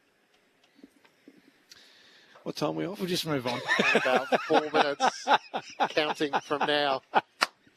So Nate Caddy had a 3-year extension signed during the week, so he's locked in till 2031 with the Bombers. I guess the other talking point is going to be the Gold Coast Suns. 7 consecutive losses for them. Extraordinary. And now the pressure turns to Damien Hardwick a little bit. They brought him up to try and get this side into being a premiership contender. They've added Christian Petrarca, and they look a long way off after a big loss to the Adelaide Crows. If you had the challenge of trying to coach a team in the AFL at the moment, the Suns would have been one that most would have their hands out. Absolutely. So much so that in the end they decided to move from Stuart Dew and invest in Damien Hardwick. He got them to a finals win last year, and now the question is what has happened and how does he try and rebuild some of the bridges there? Well, it has to be like Civil War sort of stuff, doesn't it? It's got to be unrest in the camp, doesn't it?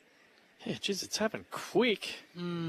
Has to be that. Now, they come back. If you're a Melbourne side and you lost 7 consecutive games, there'd be nowhere to hide. If you're a finalist, well, yeah, you'd be absolutely copying it and being put through the ringer.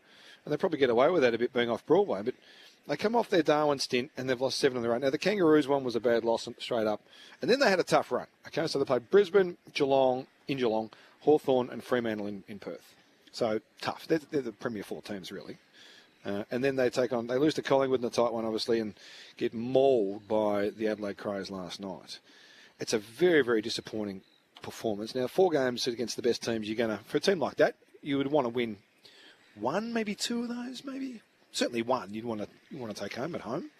And they haven't shown any real presence in their own market, let alone on the road, which is I'm absolutely flabbergasted by. It's a real mystery. Yeah, how it's unfolded so quickly. The bit wrong of way. agitation. It has to be civil war. Well, there has been suggestions. I mean, whether King wants out, whether Bailey Humphrey is going to want out, whether Jed Walter would want to leave. There was a story on the AFL website today about, I think, the likelihood of him staying. So, Which is positive, that's a positive. Yep. But I mean, could that sort of thing create? Maybe not quite. I'm not willing to go as far as civil war as you would say, Half, but maybe some level of civil unrest. Yeah, well, that's what I'm referring semantics. to. Yeah. With players wanting out, though. I mean, the question about their leadership and the ability to buy into so much on the line for them this season, to see it slide away, and Damien Hardwick conceding in their press conference that their season is almost done, which is an interesting statement for a coach to make, given they're a game outside the top 10.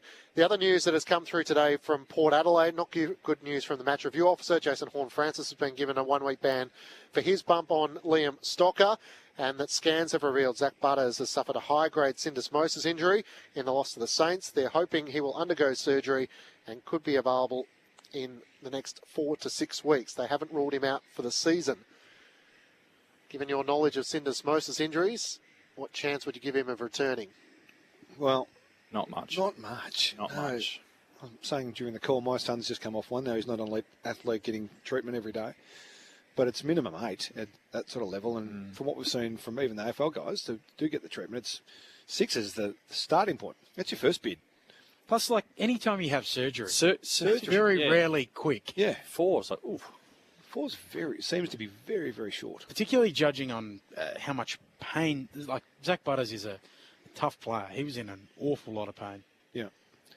And what's the incentive to come back for him? That's the other part. Is that once the emotion subsides and you're looking for the rest of your life and your professional career in terms of what you want to achieve, wherever that ends up being. So the final match for Port Adelaide is round 24 against the Bombers. Their final home game is against the Demons in round 23. So what's the incentive? Would he want to play his last ever game for Port Adelaide in front of the home crowd against Melbourne in round 23? But if not, maybe it's on to the next chapter. It did feel very final. Like the way he went and he sat on the bench. He's given a lot to that footy club. It doesn't feel like a go out for a farewell for once more with a sore leg. Yeah, no, I don't think there's any requirement for that. It's going to look very, very nice in red, white and blue next year. All right. Thank you, Bob. Thank you, Half, for your work throughout the afternoon. Pleasure. Thank you, team. Always a pleasure. How good was Gemma? Yes, Gemma Bastiati. 3 votes on the boundary in the wet. Toughed it out. Thank you to Ben Cameron. Thanks, Clinchy. Thanks to Jules McKenzie. To Damo Peck. You can follow us on socials at ABC Sport, wherever you get all your information from Jules Hayes back at base. And Jason Ackermanis with some breaking news that he thinks that Zach Bailey's going to re-sign with the Brisbane Lions. So we'll join our Brisbane team. 14-13-97, the Lions to Essendon 1-8-14. To Quentin Hull, Michael Price, Matthew Primus and Jason Ackermanis. And for everyone else, we bid you farewell from the MCG. The Demons by 46 points.